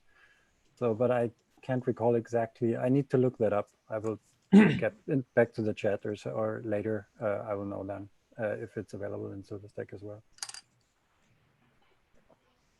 Cool. Last thing I wanted to say, and then we'll move on to like a Q&A, is that this would be super helpful if you had, if you're on a job where you have like a second DIT that's handling all the downloading and all the transcoding with SilverStack. Essentially, they will have all of your grades, all of your looks before they even get the footage handed to them. So there's not going to be any kind of like having to save files and passing it on a hard drive, or using an AirDrop or anything like that. It's as long as everybody's got an active internet connection, it's pretty much the work's already done for you. Yeah, ideally the viewing of stills would be in Shot Hub as well. So you weren't having to use like Google Drive separately. It would all just be in Shot Hub. Agreed. I would definitely use Shot Hub a lot. Actually, I'll switch back over to the Shot Hub interface real quick. If I can find it. I just wanted to show one more quick thing. It is brand new, so I'm sure Patrick and the team are going to be adding a ton of stuff. But right now, it's definitely a good sign of where things are going. This is in this little info window. This is where you can invite users. So you can invite your DP, you can invite the producer, whoever you like. Oh, that's where you would do contributors, by the way. So you could share it with someone that has write access, but viewers would just only be able to view the information. There you go, just like that. Yeah. So second unit DIT would be contributor. Perhaps we should yeah, everyone to see thumbnails or not. Maybe we should the ability to have like a password protection, password entry to this instead of just sending it to an email and then they have access. They should have some kind of maybe they could add that. Potentially watermarking stills would be interesting. I would like that a lot if a still could have the option to be watermarked to that person's name. So then I feel really good about an extra level of security there with the images getting out. That's all I got on ShotHub and sharing and syncing stills on things like Google Drive. So any questions on that? Do we know the cost yet after the free trial? The cost of ShotHub? Yes, and of course, everyone needs to be on the same version of Livegrade if you're sharing between DITs. Do we know the cost yet? I haven't heard of any cost. I know that you can have 5 projects currently, and then you can archive 20 projects. But as far as I've seen, I haven't seen any kind of pricing.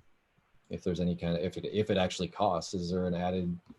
Can we confirm that the cost will stay free? I cannot confirm that right now. So just include it in our subscription. I mean, we're paying a couple, you know, I'm paying $1,000 a year. Anyone else? Yep. Yeah. So the prices are, or the kind of how much is included for free. This is currently discussed and currently tried to find out also on how you guys are using it and are going to use it. So it's more like an ongoing thing to find out, because we also know that every thermostat has its own cloud and it comes for free with it.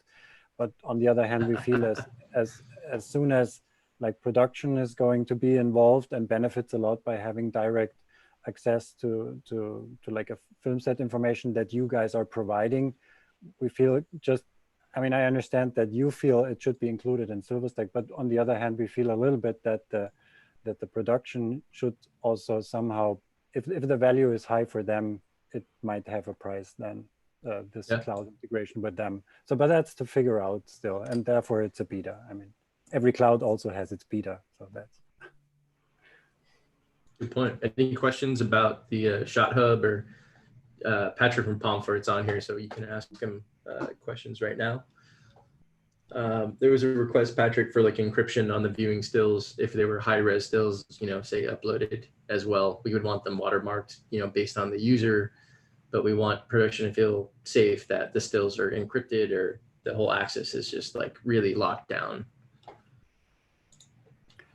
Yes, watermarking for individual users was very high on the list. Awesome. But that just didn't make it into that beta, so that has definitely high priority. Sweet. I just wanted to add, I don't know if I got that wrong, inviting people also, inviting someone as a participant in that project sends them a link, but that link leads them to a page where they need to sign up to an account themselves. So it's not that they get the link and can share them with others again. It's just an invitation for that one account. If that person doesn't have an account, it needs to create one, which is again password protected. So it's not a direct access link for now. Right. Patrick, I have a question. Is there, if for whatever reason we do this project in ShotHub and we have multiple DITs and we're sharing a project, and for whatever reason one of the others gets fired and production doesn't want them to be able to have access to it, can we revoke their access or confirm to production that it's been revoked? Good call. That's also part of that block of user security. I will take a note again that revoking, I'm sure that is either possible or is still on the list, but that's an important thing that's noted definitely. Thank you. Awesome. So anybody have any more questions? If not, we're going to actually entertain a 10-minute bathroom break. Go stretch your legs, your arms, and then meet us back here at 12:06. Thanks. See you in 10. Sounds good. Yeah, we'll be back in 10 minutes, guys. 12:06 LA time.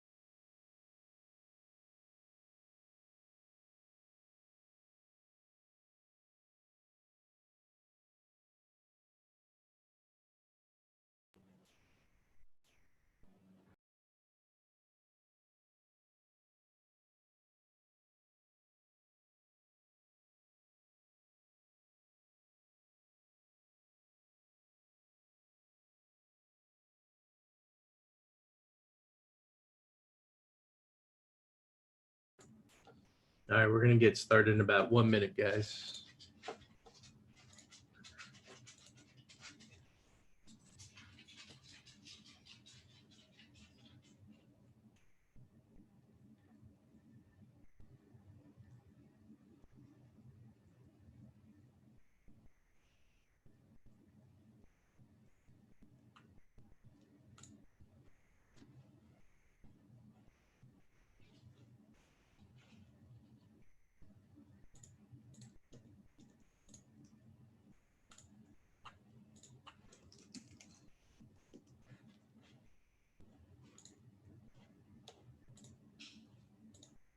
All right.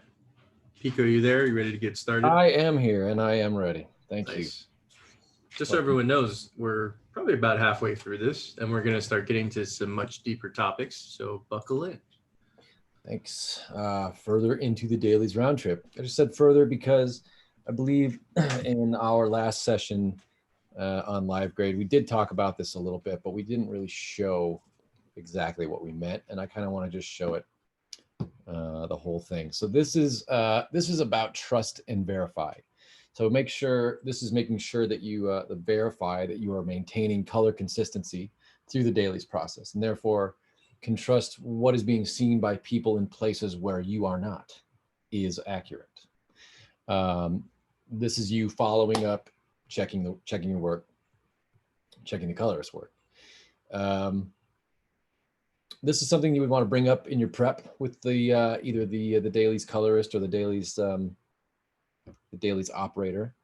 You know, you would say, I want several reference stills for at least the first week so I can trust that my grades are being applied accurately. So you'd want to compare the stills that the colorist would then send back to you with what you captured on set or what you're seeing on set. And it should be exactly the same. And if it's not, that's your chance to address those issues and get it fixed. So ideally, they would send, you know, you're going to send them a reference still of a particular setup. They should match that same frame. They should kind of find that exact same frame in the time code and send you a still back so that you can kind of see A/B. So let's get into it. I'm going to go over to Livegrade. Okay, here's Livegrade. So, for example, this one that's this shot that's highlighted is a still that I grabbed. I have the scene number, all the metadata that I needed for the day. This is just a quick commercial shoot. So I'm going to send that image along with a CDL to post, along with my lot and everything that they need, just like Chandler talked about with exporting stills and all that. So what I'm going to ask for back is a nice clean image with my looks applied. So here's two different images right here. So what I would do is I would just import my image from there, find it on the drive or whatever they send it to me, pull it back in. Of course, it's not going to have any metadata attached to it. So I'm going to go to my library bin. I'm going to make this window nice and big so you can see what I'm up to here. This is showing me what's in my library. And that's what I grabbed. So now I want to, if I select this, it's just going to switch over to it because I have this library button selected. So I'm going to go back to my still that I grabbed. I'm just going to use as a reference. And now I have, uh-oh, something doesn't look right. So mine looked a little darker than theirs. For some reason, theirs is a little brighter. But it is the same frame. That's good. What was this colorist thinking? Not a good lineup. Let's go to our scopes and see what's going on here. And Pico, would you look at this over SDI as well? Yes, of course. This I'm going to have coming out of my external video and routing that onto a grading monitor. I'm not just going to trust my computer monitor. I want to see it on the monitor that I graded the shot. Right, that's no good. So you can see here, highlights are way off as I scrub back and forth here. Okay, something went wrong. So I go back and I talk to the Dailies lab. What'd you do? What happened? Oh, this, that. Okay, let's fix it. Send me a new still. Here's a new still, this one right here. I'm gonna right click this one, use as reference. Aha, that looks better. Just by eye, just by scrubbing back and forth, I can tell that's good. And by looking at my scopes down here, you can see as I'm moving the needle, scopes are staying the same. What are you looking for specifically? On the scopes? Yeah. Or, I'm making sure that my red, green, blue waveform is all lining up. My Luma, everything. So I can go over to, just go to my, oh, it's right here. Just go to my Y channel, look at just my luminance. I don't want to see any shift. I don't want to see anything looking any different. The only thing I'm seeing different right now is one still has the metadata and the frame lines and one doesn't. The rest of it's staying the same. You can also look at the vector scope too. Look over here and make sure that thing's not bouncing up and down at all. That's staying the same. I am going to call that a perfect match and satisfied with the work that they're doing over at the lab. Hopefully I have one of those reference stills for every setup of the day. Like I said, for at least the first week or so, just so you can, just so every single scenario is coming through correct, and then it's up to you how frequent you want to get them.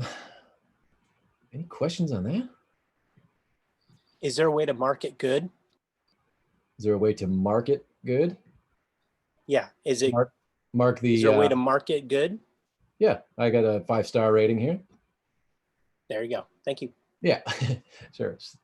I think at this point you would talk to Post, right? And she'd be like, hey, everything's lining up. We're doing the right thing. Yeah, right. Circle back to them, tell them everything's good. Make sure everybody. And we just want to point out, some people have said that they've had issues, getting stills from the Dailies lab in the past. They can send you a slate, with your CDL and LUT applied. Like if it's very, very sensitive project, just find something, shoot a chart, but like get the confirmation that what you're sending to Post is working. There's always a way to make it work, is what I'm saying. Exactly.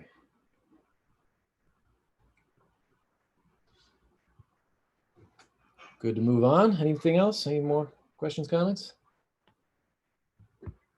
Further things we want to mention, Jamie? I think we should get going. Yeah, we're good. Let's do it. Okay. Let me switch my project real quick and we'll move on. One moment.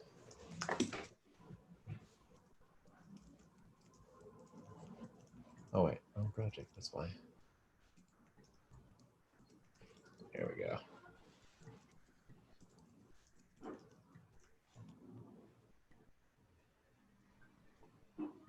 Okay, back to Livegrade here.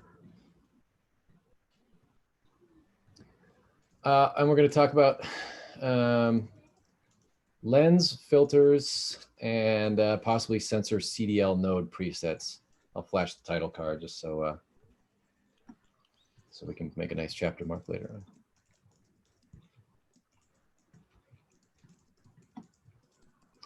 on. Okay, I touched on this in the first demo, and I thought maybe I could go through it a little more, talk about it a little more, and go through it a little more thoroughly. So, when would you want to do a CDL node preset? Why is it useful? So, for multi-camera productions, or on a feature TV show that moves really quickly and there's a lot of lenses and they don't match. It can be helpful to have a collection of CDL nodes to modify the look of the scene when lenses or filters are changed. This requires attention to the color and contrast variations of the lenses and filters in your prep. The goal is to have the freedom to design the look of the scene knowing that you can quickly maintain the aesthetic, even though lenses and filters with varying color differences are being used. This method could also be an alternative to, say, constantly changing camera settings like white balance and tint to match whatever lens you have on. Best methods, right. So one of the ways that I've done it is you put up a color checker. You can see I got my color checkers here. And with each lens at the same stop, and this pick a color temperature of light. With each lens, grab a still. Put on a lens, grab a still. Put on another lens, grab a still. I went ahead and named the episodes after the lens types, and then the scene after like the millimeter of lens. So just to keep things in order. So we had B-cam Pancros, A-cam Pancros, GL optics, uncoated Pancros, zooms. We had a lot of lenses. Those are each a lens that we had. We changed them all the time. So then I made over in my look library here, I made a bin for each type of lens. And there's a node preset here for each lens. So what I did was I found, using my scopes, using like RGB and vector scope and, oh, I think I'm getting a delivery. 1 second. Hello? You coffee? Oh, thank you, love. I just got coffee brought to me. Awesome. How you like that?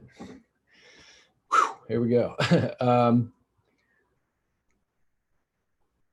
Right. So in looking at the RGB parade, I found the lens that the parade looked the most even for a white balance at a certain color temperature. So my A camera Pancro 25 mil happened to be very neutral. There wasn't a lot of shift in the parade on the waveform. And so I called that my quote unquote constant. I'm gonna basically make all the other lenses match this one.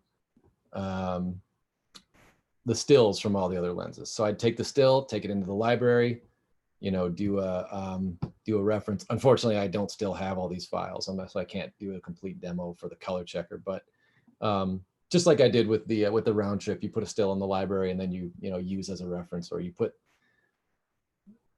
the one that you want to color into the library. So I'd make adjustments, and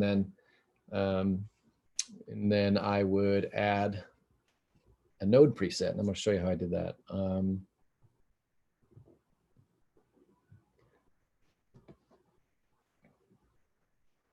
One thing to keep in mind, very important actually, is when you're going through and you're creating these, this little word right here, lens, and I think I'll annotate that, because me saying this right here might not be the right way to show. I'm going to draw a box around it.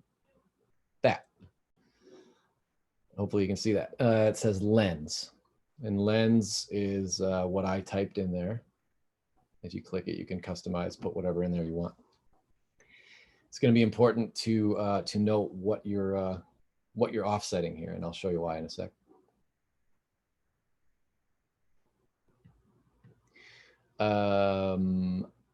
Right. So when you get a setting that you like, let's say here's my 25.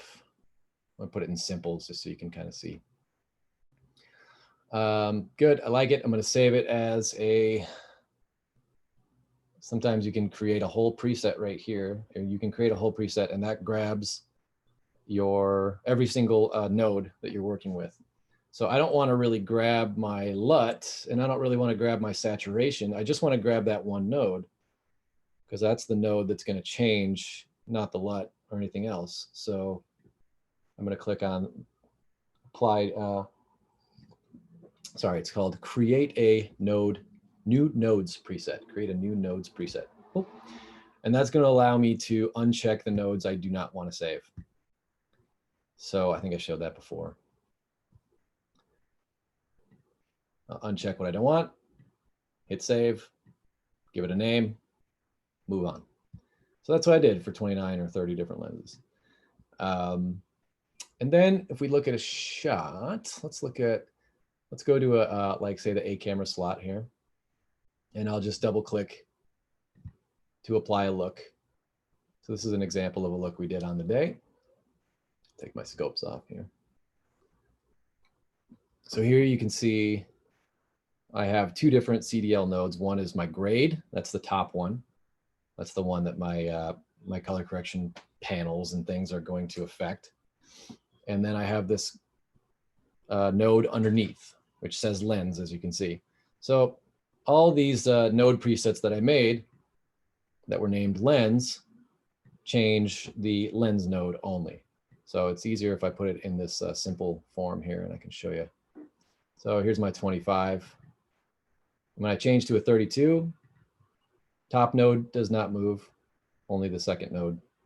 Let's change to a 40. We're going to a 50. Hey, we're putting on an uncoated 50. All right, click over to uncoated, uncoated. So only this node, again, is moving, which is quite helpful. Keeps everything in line for the most part. I have not found that the look offsets are 100%, but it does save me time. It does get me in the zone. You may have to adjust and customize a little bit while you're in the field, different lighting setups, stuff like that. It's not an automatic replacement for visual references. Visual references are gonna probably be your best. All the stills and videos that you save. So like you could do with filters. If you have some filters that are way off and there was, you know, they're owned by the DP or somebody, you have to use these filters, okay. And if you're finding that you have mismatched sensors on cameras, sure, you could create a sensor offsets or whatever else you want, really. So that's my experience with it. I've found it to be very, very useful, especially on this project where it was, you know, get 2 shots, run down the street, get a few more shots, get in a van, change lenses 9 times in 10 minutes. You know, not having to chase the look around was saved me a lot of time, saved me a lot of brain power. And most of the work was already done for me. I will just mention quickly a few things I could see that maybe could make this workflow better. So one thing that I didn't like is when I was applying these presets, I was always having to come in here and manually enter which lens we were putting on. Change to a 40, change to a 50. All right, I got to come back here and double click and 50. Obviously, I wouldn't do it over sensor FPS, but just to show you where I had to click. You know, close it back up, get back to my color, all that stuff. So it would be really great to have the option with a look preset or a node preset to have that carry over some metadata like the focal length or the lens type. That would have been helpful because I definitely wanted to send that information in my color report.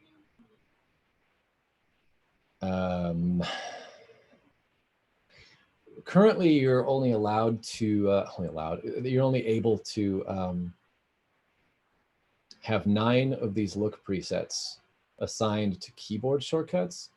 And I really wanted to have all 29 of these assigned to keyboard shortcuts so that I could use my Stream Deck. So I could go in a perfect world, I could, you know, hey, we're going to put on the 25 mil on ACAM, the Pancro. We're going to put an ND9. We're going to put a Blackmagic 1/4 or whatever. Okay, I should just on my Stream Deck be able to go push the button for the lens, push the button for the filter, or push the button for which camera I want, then the lens, then the filter.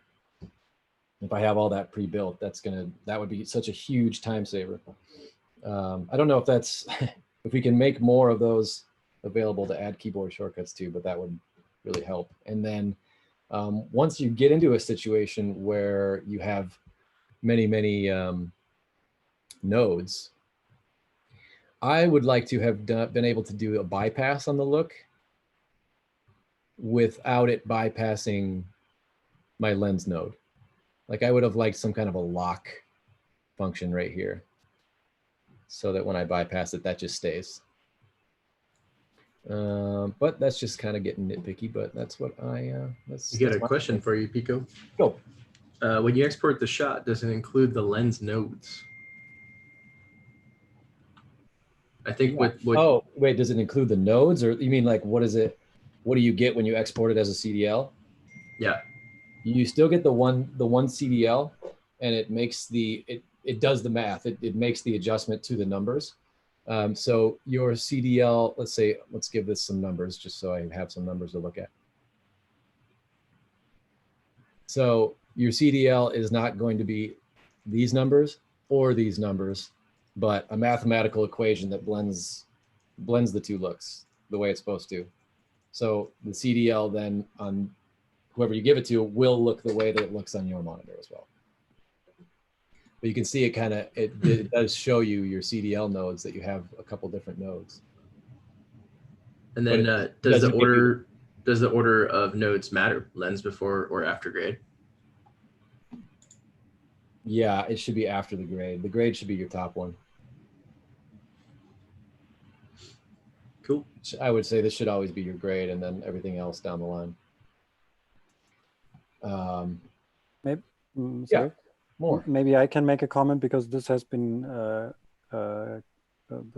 asked several times. The order.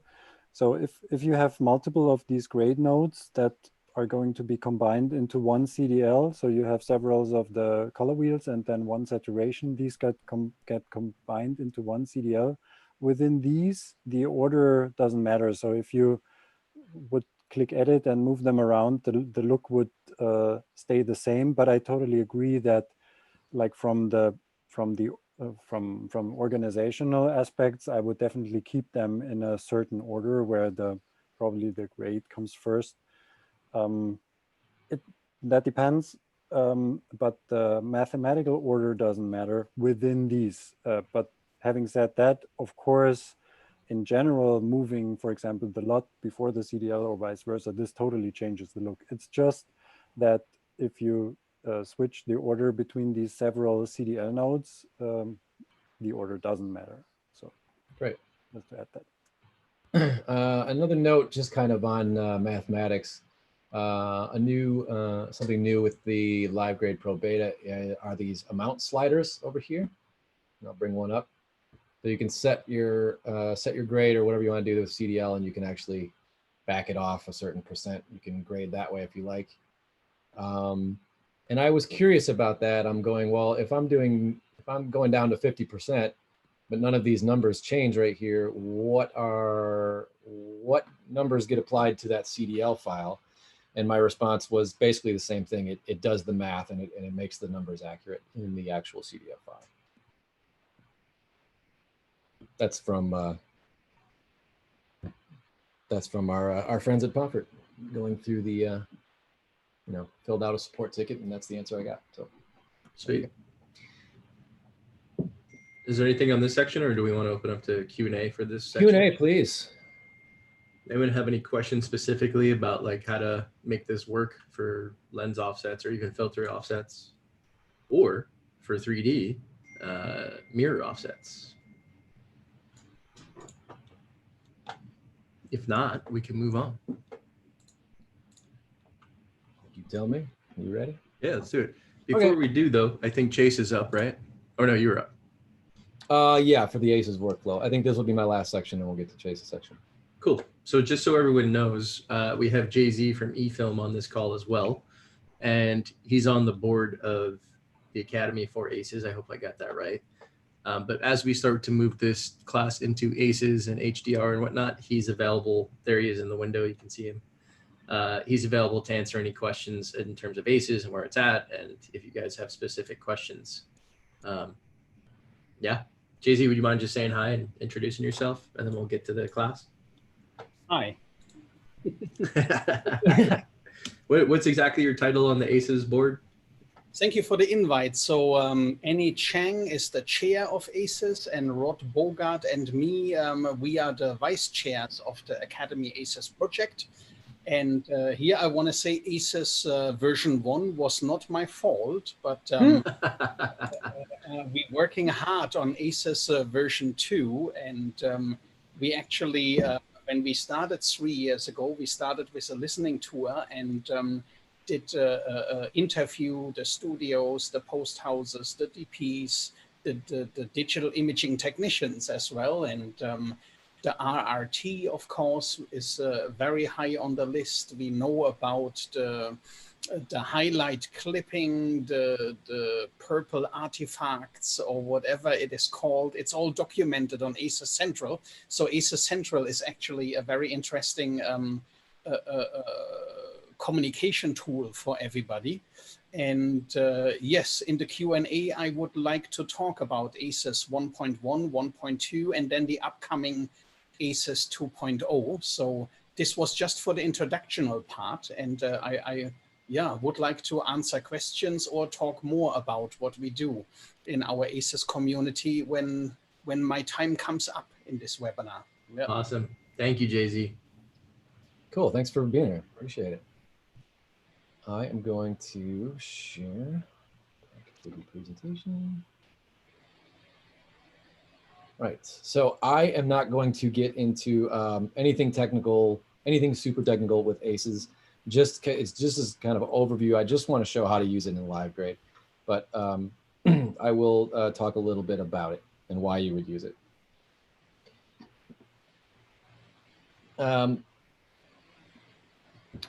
There's an issue with the looks that we create on set and their lifeline. How far do they go? How far do you make a look and who actually sees it?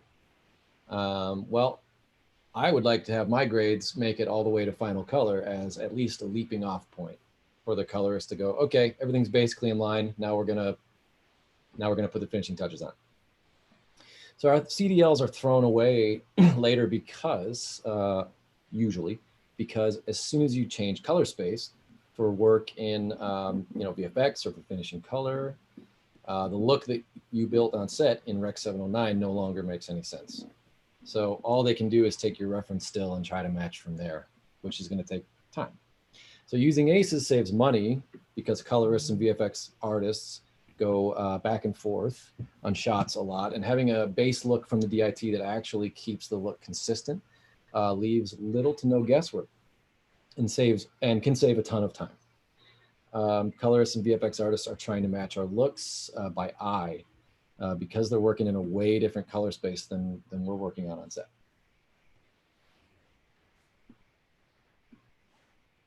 So ACES should be looked at as a translator. It's going to make all of your technical translations so that your creative intent stays untouched. This is a way better way to go than doing like a conversion LUT later on. It's important to understand, this is just me kind of interviewing people who use ACES and stuff. I haven't used it a whole lot. I've used it a little, but it's not a really widely accepted workflow from what I understand yet. It's going to be, but the problem is that you got everyone's got their own way of doing things that were established before ACES came along. So to get people to change the way that they're doing it is difficult. You might look like someone who's coming in trying to make waves or trying to fix something that's not broken. But really our goal is to try to make everything easier for everyone down the line and take away time and not take away time, you know what I mean? Like not waste any more time and just to make life easier.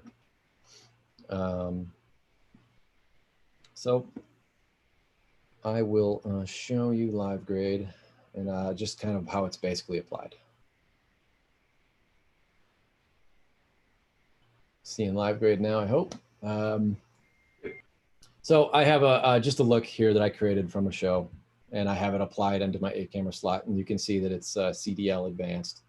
But let's say, no, I'm going to switch over to ACES CDL. And it's like, sure, yep. Okay. So we have our IDT node, input device transform. We have the CDL and the saturation as usual, and then you have your ACES RRT and ODT. So I would first tell it what it's looking at. So if I'm shooting on a Alexa Mini at 800 ASA, I'm going to set it to that. And super important, I'm going to make sure that my ACES version is where I want it to be. Right now I'm going to do ACES 1.2.0 because it's the new one in Livegrade. Set my CDL. For my ODT, RDT, RRT, what am I looking at currently? What's my monitor that's in front of me? It's a Rec 709 at 100 nits. Now I'm good to grade. Like now I'm good to live grade. The beauty is that when they get your look later on down the line, all they have to do is basically change what they're looking at. Whether it's HDR, whether it's P3, whether it's Rec 2020. That's where ACES is the translator. So if you're not sending along a an ACES metadata file, which is new to Livegrade, you just need to make sure that you are relating to post in some way what version of ACES that you're using and what your IDT and ODTs were when you're using.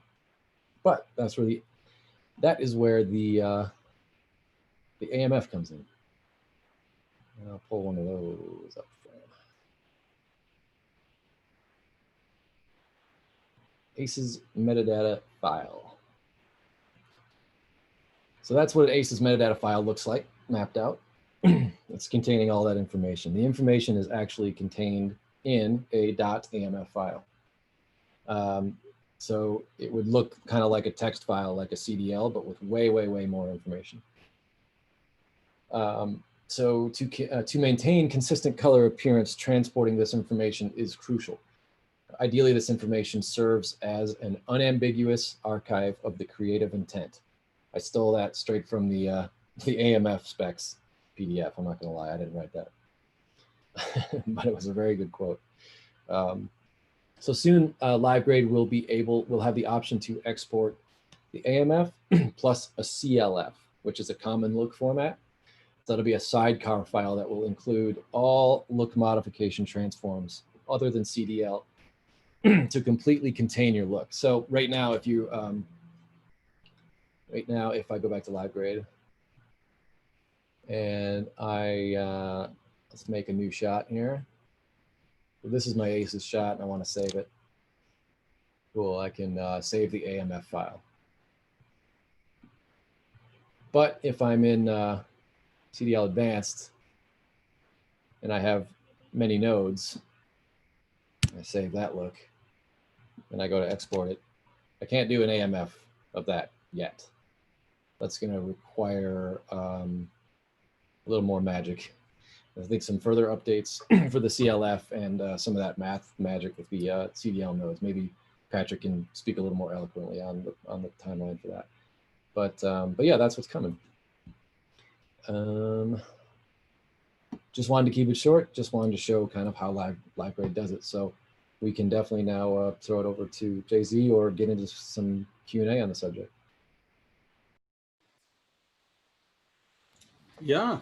So did I say anything that you would disagree with? I'm totally offended. Yeah. No, it's actually what we did a couple of weeks ago. We did an ACES-based webinar where we invited Colorfront, who speaks next, and Patrick from Pomfort was on.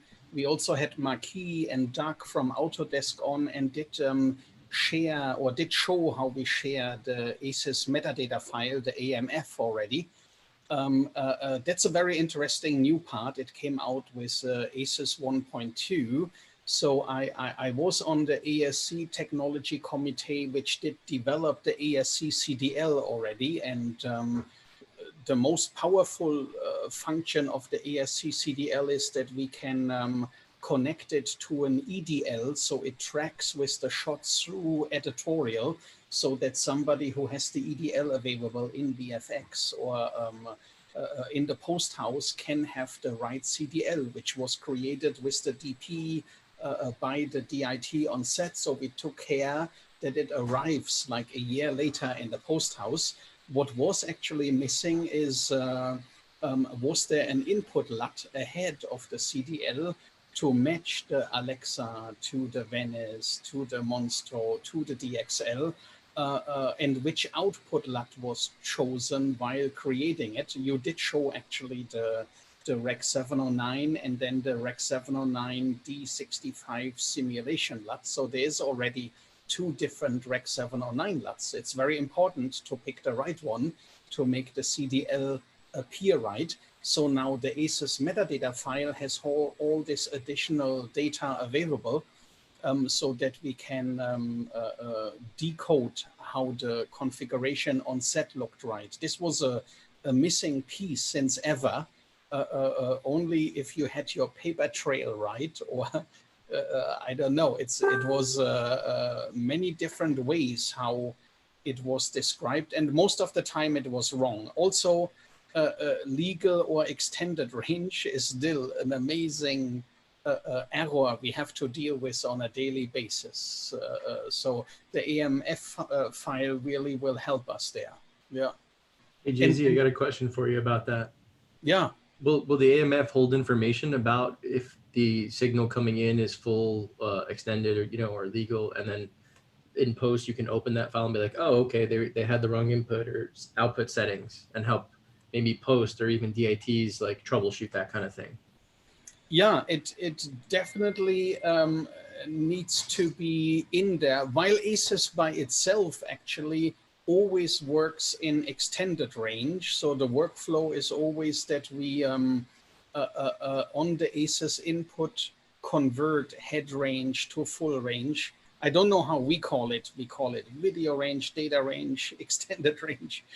There are even different words for it, but we just want to go from 0 to 100%, while the TV folks are kind of still very much on the broadcast side. We just talked to the broadcast prospects for ASUS 2 weeks ago, and one engineer from Sky Channel was really excited about it, while in normal ages, we do one or the other. We don't do the hybrid anymore. So it's a very interesting project, but yes, in the AML, it will be tagged as well if you are legal range or extended range, just because we can. Yeah. Fantastic. That will help with troubleshooting issues. Yeah. All right. Any other questions, guys, for JZ that has to do with ACES? We're about to jump into the HDR side of things too, so I'm sure we'll see you again in a second. Okay, yeah. ASUS 1.1 actually already had the new HDR LUTs available, and there it is always interesting to see the reaction of the cinematographer. We now have this HDR capable monitors on set already. So theoretically, we could toggle on set already between SDR and HDR. And when you are in HDR, certain highlights pop into your eye right away, and you might compose the image different. While if we didn't have HDR monitors on set and come to the DI switch from SDR to HDR, we very often work with secondaries and pick a highlight and just bring this highlight down, because the audience now is drawn to the highlight in the corner rather than the eyes of the actor. So an image just feels different. We are, of course, in the transition phase. The future might be just HDR, but now, of course, not everybody has HDR monitors at home, so we have to make an SDR and an HDR version. So at the moment, all answers are right, because we have to generate both. Actually, most viewers will view the image in SDR at home. So if you want to win an Oscar today or want to make the best sales today, you focus on the SDR still. but you know that your movie will be running for 10, 20, 100 years. So you have to prepare it for HDR. So that's very interesting. But with version 1.1, we did implement all the HDR LUTs into ACES. Yeah. I have another question for you. You know, with like 3D, how like when you build a feature film, they have like a depth budget, so that they're not, you know, straining the audience's eye the entire time, like going from a wide shot to extreme close up. People will start to get sick. Are people taking that into consideration for HDR? Like when you go from like a candle lit scene, and then the next shot is like a daylight exterior with overcast, and it's super bright. Yeah. Are finishing people taking that into consideration so that we're not giving our audience headaches? Definitely the eye strain, the headaches, that people get tired, because out of a sudden now, our eye has to work. The iris has to open and close, and the iris, actually our iris is an analog device, and it doesn't react in a split second. So you see it when you run around in summer all day long, and then you go to the basement. In Germany, we have basements. In California, not, I guess. But if you go into a dark room, you see nothing for a while, and your eye needs very long to adapt to it. So same in a movie, if we have a very long dark scene and cut to a bright scene, we see nothing, or the other way around, from very bright to very dark. So the editor needs to know that the human eye doesn't react instantly, and the colorist might have to do something there as well. And tests already show if we go dark, bright, like nearly strobing, the fatigue will set in from the audience, and the headaches is one result. You fall asleep, get a headache, or you just switch to another channel, I guess. Yes, we think about this a lot. Yeah, we see that a lot with like even titles where they can push a huge amount of the image to, you know, 1,000 nits or above, and it's just they're not thinking about people in a dark room in their homes. Yeah, And, well, it's interesting. On set, you go through take 1, take 2, take 3. You're always on the same scene. On set, you cannot really visualize that effect. But I saw earlier that we have stills and video clips available to reference to other shots. So this tool is actually then very important if you have an HDR monitor and you have the capability to just toggle between the dark scene and your current bright scene to give the DP a visual. Yeah. Awesome. And there's a question, if you could post a link to that webinar in the chat here, that'd be awesome.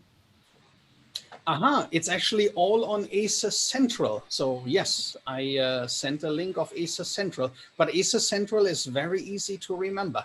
So, but yes, I sent a link. Yeah. Perfect. Thank you. Thanks, Jay-Z. Okay, so I think we're going to move on to Chase now.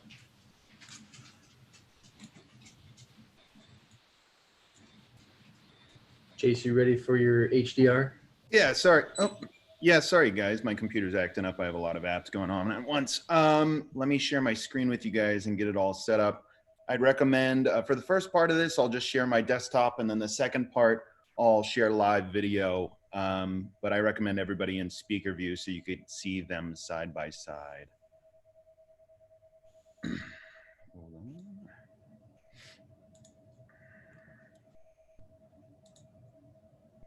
Okay. Everybody see my screen? All right. Yeah, there you go. Wonderful.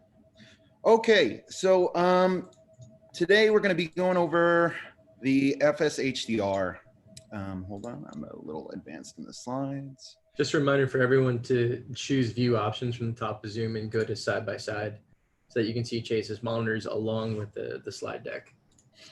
Okay, I'm assuming most of you now are familiar with what HDR is. And for those of you who aren't familiar, I encourage you to save the links on the next slide. These are just really useful links.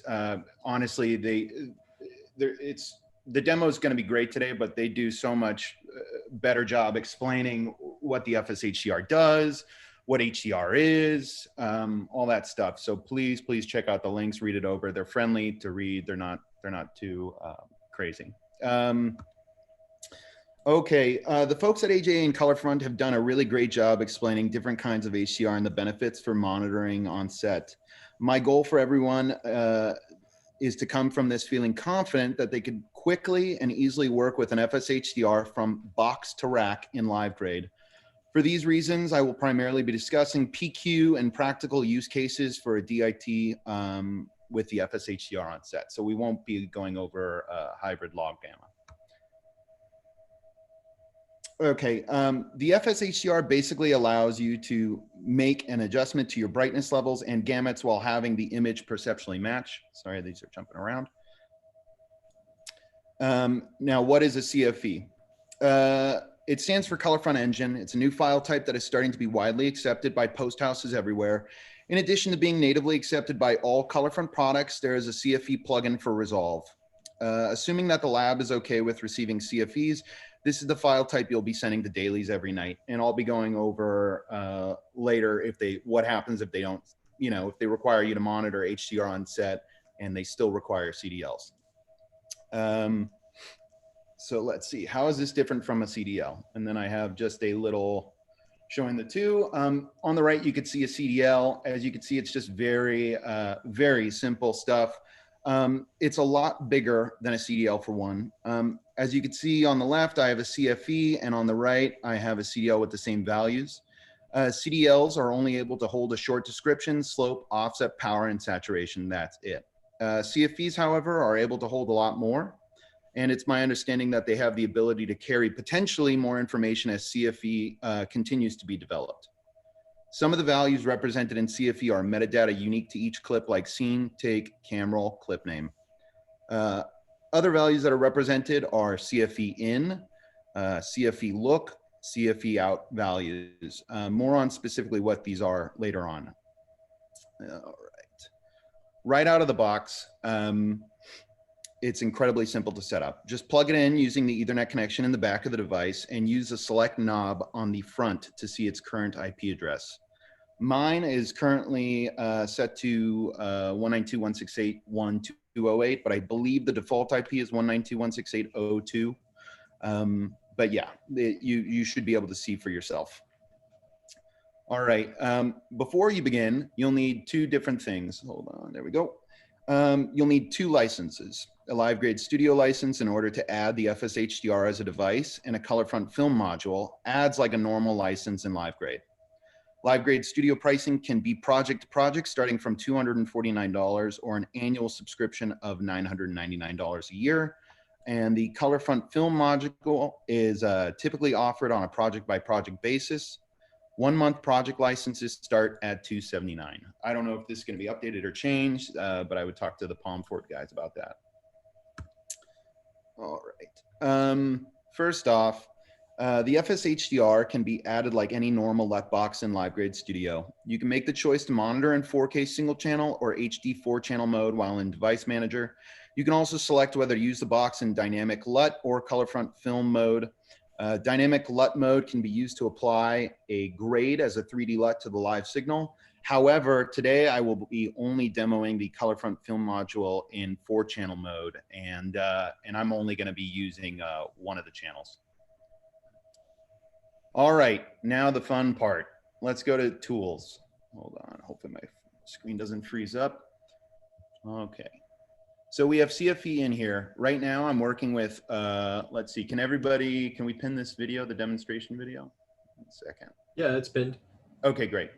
If everybody could see the video, on the left, we have an SDR DM250. On the right, we have an HDR DM250. This one's set to, I think it's max 300 nits in BT 2020. And then this is an LG OLED C9. I believe on the screen, well, right now it's dimming. Hold on. But on the screen, they might not look like they match, but by eye here in person, the HDR screens match. Obviously the nit values in the OLED, the C9 are a lot brighter than the DM. 1 second, guys. Come on, there we go.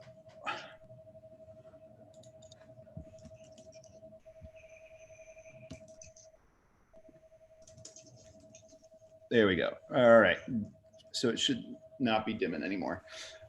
Okay. The CFE toolset isn't too different from what we've already become used to in Livegrade. It's important for these. It's important to use these tools, for lack of a better metaphor, as seasoning to taste, and not a complete recipe. At least until we are full CFE workflow. If you're doing a combination workflow like I did for this last movie of CFE and CDL, basically SDR and HDR monitoring and making corrections at the same time. It's very important that that you lightly use these CFE in tools. Let's see. For those of you familiar with ACES, think of CFE in as your IDT. In addition to selecting your appropriate range / gamut settings and grading color space, you can make adjustments to exposure, color temperature, and tint. These adjustments will be married to the CFE and can be seen regardless of having an fs-hdr or not. For today's demonstration, I'll be working with Alexa Mini log C footage. And I'll show you up here. Hold on. Sorry, guys, computer's just freezing up. Okay. So if you click your range and gamut in, you see you have a ton of different settings. You just click them. Right now, we're working with ARRI log C wide gamut. We're working with log C footage. You have other options like ACES CCT, which we'll go over later, and S-Log3.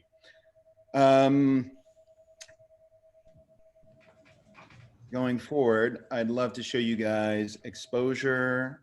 Oh, there we go. Exposure, color temp, and tint demo. Before I begin demoing this tool set, I should mention that making adjustments to your exposure, color temperature, and tint are the same as making adjustments to exposure on the camera, changing the lighting, color, temperature in front of the camera, and tint at the sensor level. How they do this, color front magic. It really is incredible. You know, it doesn't start banding or looking like crap. It really is amazing. If I wanted to adjust exposure half a stop, I could easily do that.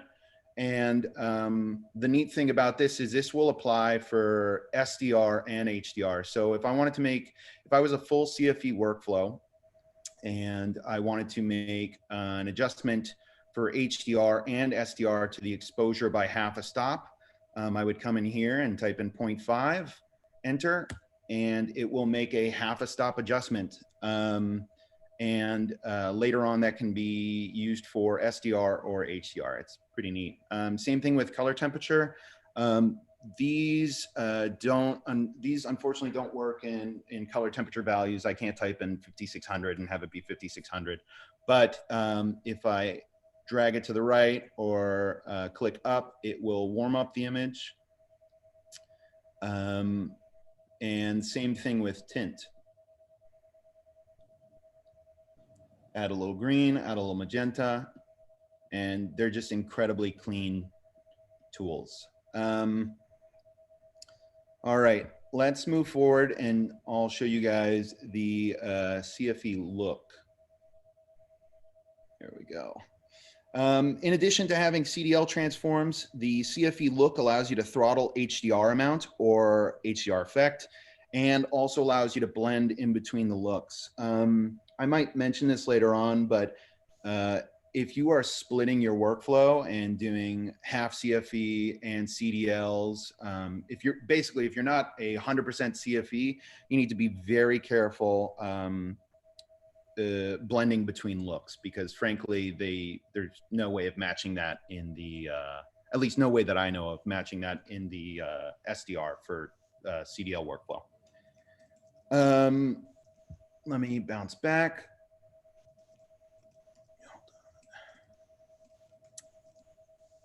Ooh. There we go.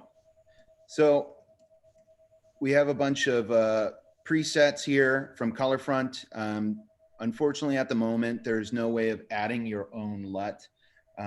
These have all been developed by Bill Feitner over at ColorFront. If you are a ColorFront customer or just a friend, I think Bill's made a statement that like he is interested in seeing what LUTs you guys would like to use. But they feel like this is a pretty complete list. And then, you know, being able to blend between the two just gives you a ton of options. So just for a drastic difference, I'm gonna go between this Fuji DI-LUT and a bleach bypass. So as you can see, it's blending between the two. I could go 100% bleach bypass, or I could go 50-50 in between the two. For this, I just did a round trip demo with the Fuji DI, so we'll just keep it there. Another thing right off the bat is all these CDL values are the same. I didn't make any tweaks to it, but you will notice that the images are drastically different. The one on the right side is a lot brighter. And going back to what Jay-Z said, my eye would probably go to the house before it would go to the gentleman on the bench. So, you know, assuming I had some CDL values in here and everything's 100% matched between HDR and SDR in terms of values, well, now I want to perceptually match. So I'd probably just throttle back the HDR amount, and you know, that's more of a pleasing image in my opinion. Brings your eye more to the gentleman on the bench. Alternatively, I could really crank the HDR effector amount and cause highlights to blow out. Alrighty, just in case my live video doesn't do it justice, here's a HDR still showing the HDR amount effect. Hold on. There we go. So as you can see, yeah, what I just explained. Let's see. Look blend, more stuff for just in case the live demo video doesn't do it justice. Oh, here is also an SDR example of what you can do with the look blending tool. Let's see. Sorry, guys. CFE out. Okay. So let's go over some CFE out settings. It's important to note, or here, similarly to an ODT and ACES, CFE out allows you to make adjustments to the output range and color gamut depending on your monitor and viewing environment. The SDR preview can be used to preview what the SDR version of the current HDR output will look like on an SDR monitor without having to switch between modes. PQ, output nit level, is useful for when you have a monitor only capable of hitting a particular target luminance. I believe a PVM E171 is only capable of hitting 600 nits, for example, so I would set it appropriately. Here I have it set to 1,000 nits. I believe my LG OLED is capable of 2,000 nits. I'm not entirely sure, but just to show you guys, I'll select 300 because I know my DM's only capable of 300 nits. And it will make the appropriate adjustment. Now, it's important to note here that using ColorFront EXD or OSD or transcode or whatever, these settings won't be there. Ambient light compensation, which I'll go over in a second, PQ output nit level, that won't be there. P3 color space clamp, that won't be there. SDR preview will be kind of baked into your ColorFront settings, which I'll show you. And same thing with your range out. You'll be able to select that in your actual ColorFront pipeline. Let's see. P3 color space clamp is for when you want to restrict colors to only P3, and ambient light compensation. This one is useful to go over because frankly, it could just screw you over very easily. For this demonstration, it's wonderful. So you guys can see how maybe this DM250 that's set to 2020 might be a little bit too bright for you guys here. Might be a little bit too bright for when I'm showing it over Zoom. So, you know, if I wanted to adjust the ambient light compensation, I can do that so that you guys in video, you know, while streaming the video, can view it. So I think the example they used in the manual was when you're driving an LED scoreboard, like in a basketball stadium, this would be a particularly useful tool because they would be recording the screen. So, you know, that's a way of basically throttling it back. However, for us on set, I don't particularly see this useful. Maybe if you don't have the tent set up or something. Hey, Chase. Yes. Would you talk about how this is kind of a dangerous feature to have in Livegrade? Yeah. So, for example, let's say I want to bring this down, right? I have my HDR amount. Yeah, I have my HDR amount set to there, but the highlights are still too bright. Well, I would use HDR amount, but if I foolishly used ambient light compensation or just didn't know the settings or the functions of each of these tools and was just somebody who was just sliding around sliders, you could slide this around and go, hey, you could slide this around. Come on, computer. You could slide this around and go, hey, that's a pleasing looking image. DP's happy with it. You're happy with it.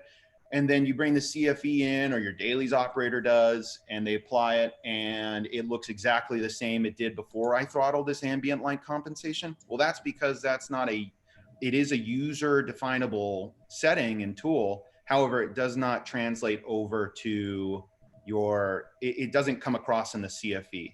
You're not adjusting the video signal, right? Like you're not going to see your waveform change when you correct. adjust that. It is for your monitor only. It is for your viewing environment only. I remember asking Bill not to give us that feature in LiveGrade because that's going to get misused. Yeah, completely. 100%. Patrick, take it out. Another really, really neat function here is if you're full CFE, SDR preview is just a really amazing, come on. It's a really amazing tool. So here you can see an SDR preview. I don't know how much it shows across on the Zoom video, guys, but it looks identical to me across all three monitors, which is pretty incredible considering the LG C9 OLED wasn't calibrated. So it's just a really neat way of working. You know, I will say from doing this movie though, if you are going to do half CDL workflow, half CFE workflow, with how everything's built currently, it's a pain in the butt. So, but I'll go over that later and alternatives. Let's go over that now, actually. So alternative workflows, if this updates, come out. Okay, you're on a show and the studio wants you to monitor in HDR, but the lab wants CDLs and a LUT. What the hell do I do? While not ideal, you can monitor and save grades for HDR using the fs-hdr and SDR using a separate LUT box.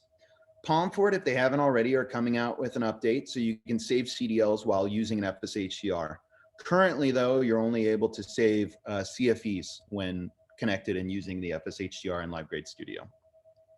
It's important also to note that if you want to save HDR accurate stills at the moment, you will have to capture them directly out of the fs-hdr, and you won't be able to capture log stills. It'll just be a direct still straight out of the fs-hdr. So you wouldn't be able to make adjustments at a log level. You could change the CDL after the fact, just what we're currently used to. But because it has, from what I was told, and maybe Patrick can talk about this more later, because the fs-hdr has the color front engine built in, and LiveGrade doesn't have that engine built in directly into the software other than like talking to the device. It can't make those transformations after the fact. So at the moment, saving stills it's a pain. You're going to have to use a separate box IO, or you're going to have to use a separate capture card. But it's definitely doable if you have multiple LUT boxes. And then I'd love to show you guys before this quick little ACES demo, which is so easy with the fs-hdr. This is why my computer's running a little slow. I wanted to show you guys in EXD round tripping. Oop, that's not EXD. I wanted to show you guys in EXD round tripping what it looks like. So here we could see all the tools that come across. Oops. There we go. As you can see, we have all of our CFE settings. I have this built into a color front engine pipeline. So it knows kind of what settings to give me here in EXD. Same stuff we went over. We have our input color space settings. We have our gamut curve in and all of our settings here. Come on. There we go. If I were to set this to SDR 709, sorry guys, EXD is not meant to run on a laptop with Livegrade at the same time. If I were to run it at the same time, we would see an SDR representation of our current shot. And if I hold down Command 5, it will do a back and forth with the still. Hold on. Sorry, guys. So good. There we go. So as you can see, it's just doing a little A-B back and forth between the still and what we saw in SDR. I'm going to change the out color settings to HDR.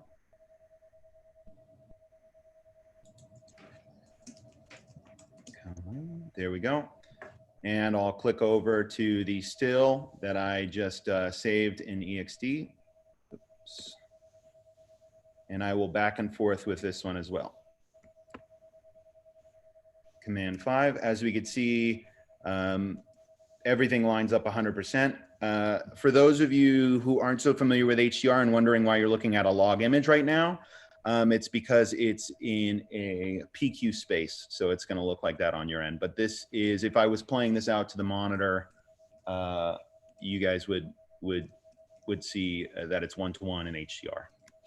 All right, let's close out of this app so I can have some more memory to work with. All right, going back to ACES with the fs-hdr. fs-hdr version 3.0 adds an ACES grading color space and offers ACES CCT input and output dynamic ranges for real-time integration with ACES workflow. It is so stupid easy, guys. Let me show you right now. If I wanted to change this to an ACES pipeline using the fs-hdr, I would just do this. Uh-oh, beach ball of death. 1 second.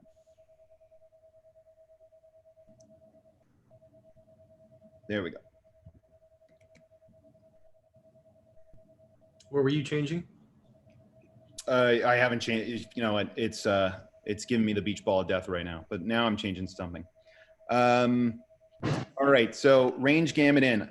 That I would leave as log C wide gamut because that's what we're sending in.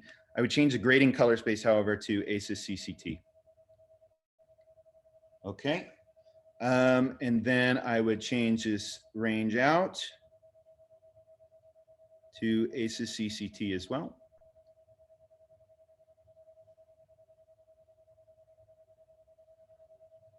And that is grading in ACES with the fs-hdr.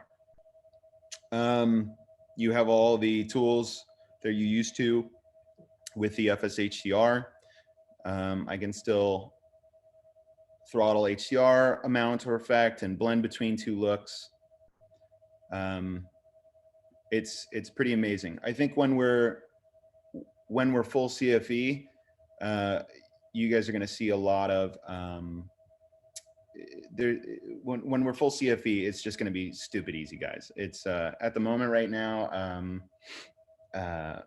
Here, well, let me tell you guys about my personal experience before rambling on.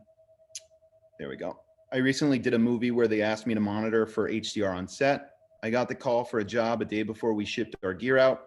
I was provided with a BVM E171 that was calibrated and a Teradek color with no preset / pre-discussed HDR / SDR LUTs. Fortunately, Brandon at ColorFront saved the day, and I was able to get my hands on an fs-hdr prior to the shoot. When it arrived, I had no problem setting it up. Took 5 minutes or less. Unfortunately, the lab we were using at the time was not on board to accept CFEs and strictly wanted CDLs and traditional LUT workflow. This complicated our workflow a bit. I wouldn't recommend this for anybody in the future, but for this particular shoot, I made SDR corrections on my box IOs and HDR corrections on the fs-hdr. Using a third LUT box, I was able to capture HDR stills as well. This way I was able to deliver both CFE and CDL accurately. But yeah, that's about it, guys. If anybody has any questions or Q&A, let me know. There was a question for you, Chase. How do you know what version of ACES you're using in CFE mode? That is a good question. I believe ACES CCT is only supported. I'm not, you're kind of backed into a corner. I don't know if Pomfort can answer that, or Patrick can answer that.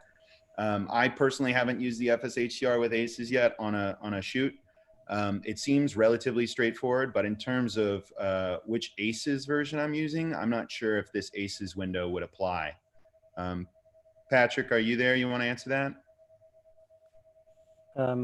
Yeah, the answer is, I mean, you said it before that the color front engine is happening in the fs-hdr, and Livegrade doesn't know exactly, or it doesn't run the color front engine, so Livegrade doesn't know what exactly happens. What you have open now is the configuration for the ACES CDL and ACES advanced modes.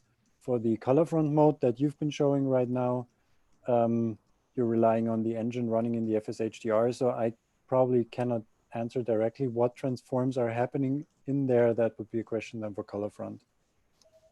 Copy you. That's a good question. I'll have to ask.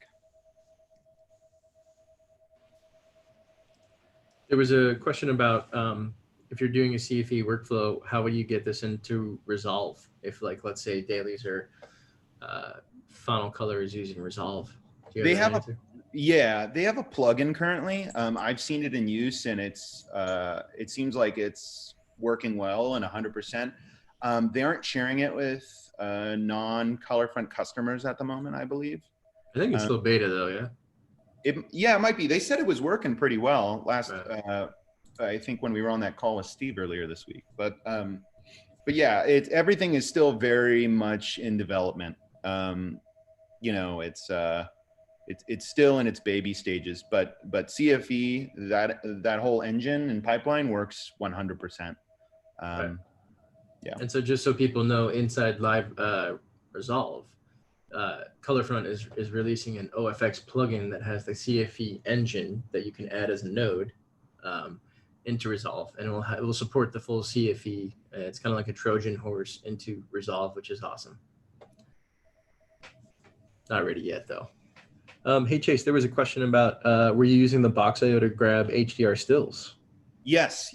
So sorry if that wasn't apparent or I didn't make that clear enough earlier. I was using the Box.io to save my I have 4 Box.ios in my rack, and I was using, it was a 1-camera shoot. I think we had a 2-camera day every now and then. So it was perfect, my configuration. It just happened to work.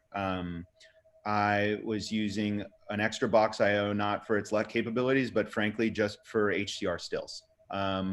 I wouldn't recommend this for anybody in the future. It's a pain in the ass, but if you are back up against the wall and the lab requires HDR stills, that's the way you can do it. Or you can send it into another capture device. It doesn't need to be a Box.io. But yeah, and I think currently Patrick and the guys are working on a way, because I've definitely brought this up to them when I was doing the movie. They're working on a way so that you can save a log still, and you would still be able to, you know, you could save a log still using an IO 4K or a capture card, and the translation or it would be accurate. You know, currently, like I found out during prep, like I was using my IO 4K to save log stills and HDR stills instead of looping into the Box.io, and it was just wildly inaccurate. So that's something they're working on at the moment. But I know it because, you know, Livegrade Studio doesn't have the color front engine built into it. It's kind of causing problems for them. But, you know, hopefully in the future, there's a simpler way of doing it. Another question for you, Chase. If you're monitoring SDR on set, how do you, you know, keep the artistic intent of the DP intact for when they do HDR in post, but you're monitoring SDR on set? Yeah, so so it's this SDR preview button right here. It's just as simple as that. It will throttle it back to 100 nits and Rec 709, and you could pretty much leave that on all day. If you're a full CFD workflow, you could leave that on all day, that SDR preview. And then when you need to look at your HDR, say at the top of the scene or whatever, and you have it hooked up to an HDR capable monitor, then you could turn it off and view it in a PQ 1000 nit space. But yeah, on this shoot, we needed to view them both simultaneously. So I had the fs-hdr going out to an E171, and I had my SDR grade going through a box IO to a DM250. But ideally, full CFE workflow, you just have HDR capable monitors, and you could just click this all day long. Nice. Any other questions, guys, for anybody in the class? Any other comments? If not, we will, Patrick, we can open this up to Patrick Renner from Pomfort, so you guys can address questions to Patrick and get them answered, and then also Jay-Z as well. They're both available to field any Q&A from you guys. Oh, sorry. Before we do that, we wanted to show you one last thing. Pico is going to show you MIDI control, which is pretty new to Livegrade, and then we'll get to the open Q&A. Go ahead, Pico. Okay, I'm back. Let's look at the desktop here. Okay, MIDI control. I don't know a lot of people that are using it or implementing it on their carts, but I started doing it, and I'm actually really liking it. It keeps things pretty simple for when grading controls just need to be simple, basically. So this is how you would map it. I have something called a MIDI fighter twister. Hopefully I can switch over to my phone camera here and kind of show you what it looks like. But these are the MIDI controls that can be adjusted via turning a knob, and they call that an encoder. You can map any of these buttons. If your MIDI device has buttons, you can map whatever buttons you want to the buttons, but it's a little limited right now, the number of controls we have. But the ones that I do use, I find it really cool. So I can control my simple controls here, these 4 simple controls, and then my offset power sat master. So I think maybe I'll try to show you what's on my cart first. See if I can do it.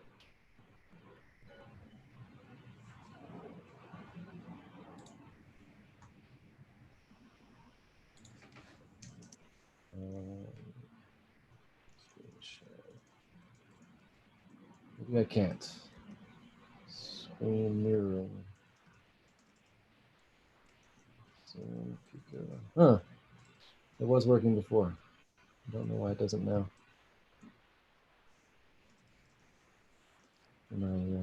You're trying to show what the MIDI controller looks like? Yeah, maybe I can. I'll do this real quick. I'll make it a lot easier. Sure. Does anyone have any questions while we're looking this over? Anything to add? Any requests? You see this thing? Kind of. There you go. Yeah, I'll just. Yeah. This is my MIDI controller.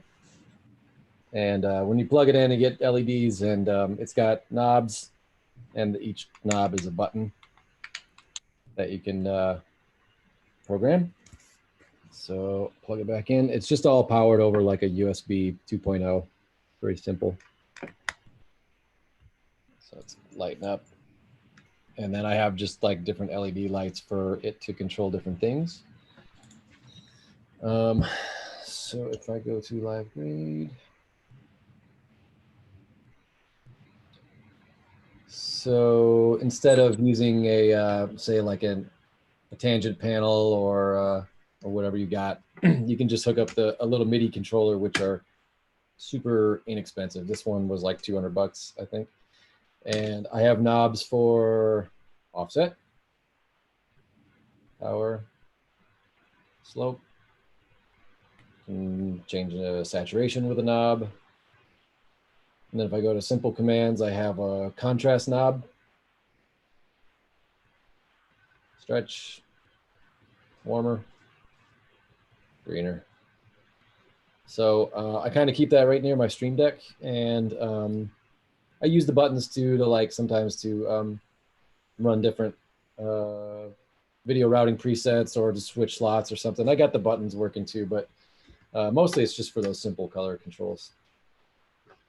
Make it a little more contrasty. So instead of reaching up and grabbing the the element or going to the UI, I can just kind of turn this knob real quick. Contrast up, contrast down. It's very simple. I got the element here in case I need to fine tune some mids or whatever. I can go for it. I would like to see a little more functionality with this. It would be cool if I could do things like if I had a reference image, maybe I could use a knob to like swipe back and forth. That'd be awesome. Instead of having to use the mouse, or I could think of a bunch of different things, a bunch of different reasons. I think it would be really useful to have MIDI control in SilverStack as well, just because since we have all these functions here, to be able to have like, maybe I could scrub through a clip instead of like playing a video clip. Maybe I could just like scrub through the shot with a knob. That would be kind of nice. Yeah, I think there's some potential there. More potential there. I like it already. Great. Anything else? Questions about the MIDI? If not, we'll be done with this. Done with me. Done with us. Go to Patrick.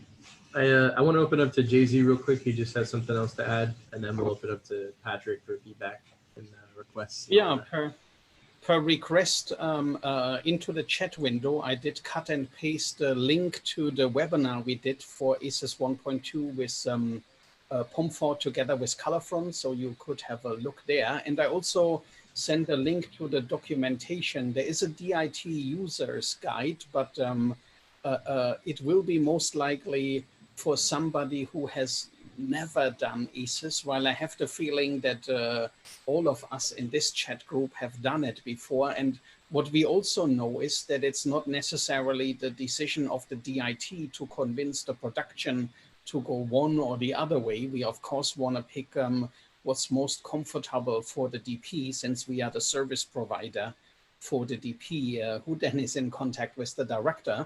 And I heard this so often that the DIT says we have enough battles to fight on set. We will not take on the job to try to convince production to go ACES or not. But I think it should happen during the creation of the look for the show.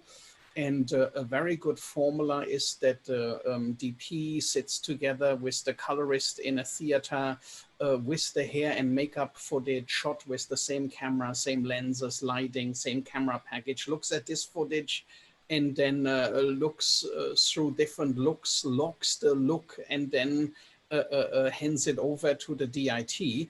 Of course, that's might be a perfect solution. Quite often the budget is not there to do it that way, and then it is in the hands of the DIT. So that said, I still feel that we still do snowflake workflows, that every time we start from scratch again and reinvent the wheels, and then it turns out that the DIT becomes the most important person on set to pull all the strings to get the job done. Yeah.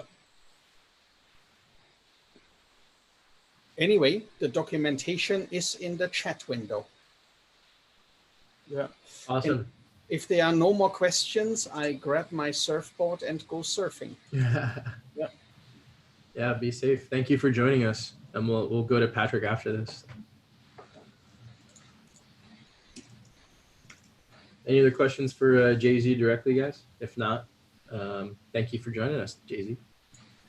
This was fun. Awesome. Patrick, any updates? Anything you want to talk about in terms of like what we covered today? No, actually, I think you covered really a lot of the things very in depth and very structured, and brought up a few very nice use cases of how Livegrade and Livegrade Studio are going to, or are used actually, and provided a few great tips. So I think besides the little things in the chat, I don't want to add too much here. Maybe one thing that we found also in the discussion with ACES was this topic of exporting AMF together with look transforms. so that you not only can export the CDL values in an AMF ACES pipeline, but also a specific LUT or transform that you're loading besides that. And you might have seen that we also introduced a bunch of curve nodes and curve options in the beta. So for some projects, it might be interesting to desaturate highlights or blacks or like these versus curves, how we call them, as you might know from Resolve. Like so Q versus SAT and all that. Yeah, these. And so we found, especially these transforms, how do they translate if they cannot go into a CDL? So what we are working on right now is a more automated way that you can, in CDL and LUT mode, that you can export a CDL and the rest of the transform, including all curves and the log to video LUT as one LUT. So you not only export one CDL per shot that you store, but a CDL and the rest as a 3D LUT. So if you're working more with curves, you get the full package of a CDL, and even if the other software on the other side doesn't open up, then the sliders and the curves and everything, because there is no way maybe to interchange this information, but at least the image looks the same because all these other nodes, including the log to video curve, is then baked into one 3D LUT. And the same, actually, it's motivated by ACES, because there is the same requirement. If you're using some fancy curves in the ACES CCT color space, for example, how do you export that? And so the missing link right now is the common LUT format. That's also part of ACES 1.2. And so that's also a thing that we're working on in a similar way, that you can export the CDL values as part of the AMF. And then there goes all the rest in a CLF common LUT format. So your other side, your Dailies operator or whoever gets the lookup tables or the look information will be able to recreate that image even if there's more than just CDL in there. So we hope to improve that workflow further to actually be able to benefit from these new curve nodes and the 1D LUT curve node. I think that's from my side. That's a little bit of what's happening right now. We're continuing to work on the beta and also try to get your feedback in there. I took a lot of notes about the cloud integrations, about viewing stills, exchanging information, working with second units. So I think I took away a few of the few interesting points for me. And we will continue to update the beta and look forward then to a release later in the summer. How do you want people to give you notes on the beta? It doesn't matter, actually. So there are several ways, either by email directly to our support or feedback at pomfort.com. What sometimes is even easier is in the help menu, there's a contact support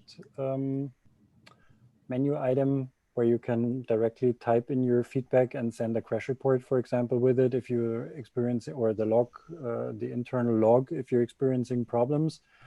So that might also be a very easy solution right from within the application. Sweet. I think it would be really useful for the Shot Hub, Patrick, to really, give different views for, like, let's say a script supervisor or visual effects person wants to log in. They want to have, like, I think it would be helpful to build templates, at least the start of, like, relevant information based on job title, so that they can see the information as opposed to, like, the layout of, like, a Livegrade or Silver Stack library, which they wouldn't be familiar with. Yeah, that's what we found. We started really with the Silver Stack Cloud as just mirroring your library that you have in the application on a web browser, so that you as the DITs have everything with you all the time. But that's kind of a representation of your brain somehow. So if you're sharing that with other people, we understand that they might not be familiar with your kind of structuring the project in shooting days or scenes, or however you're doing that and how your hierarchy and naming conventions is. So having these extra views for other people seems to be important to make the sharing aspect or to give that more sense. So there is still a little bit of thinking going into that, how that might look like, so that you can assign different views to different people and what you can choose. But we've found that also, I mean, some of the feedback came also from you, Jamie, that the DIT's view might not be everyone else's view. So. Exactly. But the information is there, so it should be somehow not too far away to present that in a way that makes most appropriate sense to that person that you're sharing it with. Yeah, we just find that people need to be able to search as fast as possible, and the more useful and the more seamless it is, the more people will use it. Otherwise, it's a novel kind of idea. But I think you guys are sitting on something very powerful that just has to be developed a little bit further. Patrick, while I got you here, I just want to point out something for those of us that use a primarily video recording workflow. So at some point we reach a point where we filled up our hard drive and we have to start archiving. And so typically do that through stills, pick a couple of stills for a shot that look really nice, and then you archive those if you need to go back and reference them. But currently within Livegrade, if you've loaded a video clip in the library slot, you've come over, you've picked the frame that you want. If you go to create shot, it actually duplicates the video itself. It doesn't create just a still image. So in order to get around that, you actually have to take a video clip and set it as the image for the current slot, pick your frame, and then create a shot from there. But the problem being is that it then puts all the metadata information from your global metadata fields instead of those that match the original video. So it's a little unfortunate that you have to go back in and retype all the metadata out or find some other way to get around that. So it would just be really nice if maybe when you create a shot from the library slot, it actually creates a shot, not a new video. If we need another video clip, we can always just go to the video clip and duplicate. So just to rephrase, you want to create a shot from a video that just holds the current still that you're viewing, but the metadata is the same. Kind of a duplicate. That would take up a lot. Oh, go ahead, sorry. Yeah, okay. No, yeah, I got you. Please continue. Yeah, it just takes up a lot less space so that when I delete the videos out, I still have still references with metadata attached to them. And if necessary, I can go back and regrade them for some reason. Okay, understood. Thank you. Yeah, and those stills are based off of log video. So we want to keep them as shots with metadata and log with the look applied separately on top of it. Correct. And hey, Patrick, it was said before, but as somebody who just does 100% like video recording on all of his jobs, that update thumbnail would be just so amazing. And then going along that, way down the line, when you guys have time, if there was a way for those of us who record video and are starting to record video, I'm sure there's going to be many more soon. If there's a way, a lot of the times we're round tripping, so we're bringing these stills back in from Dailies into Livegrade and doing the AB here instead of like a Dailies program like Resolve or EXD. It would be great if there was like some sort of time code enter function, especially because we're recording time code anyway. And that way we could just jump to, a particular spot in time code instead of having to JKL all the way there, even though that's fine and easy. Just an idea. Is it to match the exact frame that so you have a recorded video of a shot, but you only get one still as a reference and you want to jump to that exact frame? Yep. So do you can A/B reference? Okay, I understood. That reference still would come from Dailies. Yeah, okay. So you have the time code then burned in or something, so you could easily type it in instead of JKLing through the clip and trying to find the right moment. Yeah, ideally we would request like burn-ins, right, for the stills from Dailies, and part of that burn-in would be like time code. So if they save us a still, we would just easily see the time code burned in and could just punch it in to Livegrade and quickly A/B.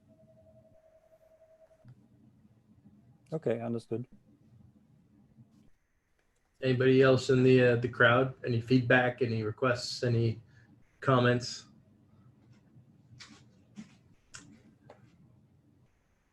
If not, we can start to wrap this up.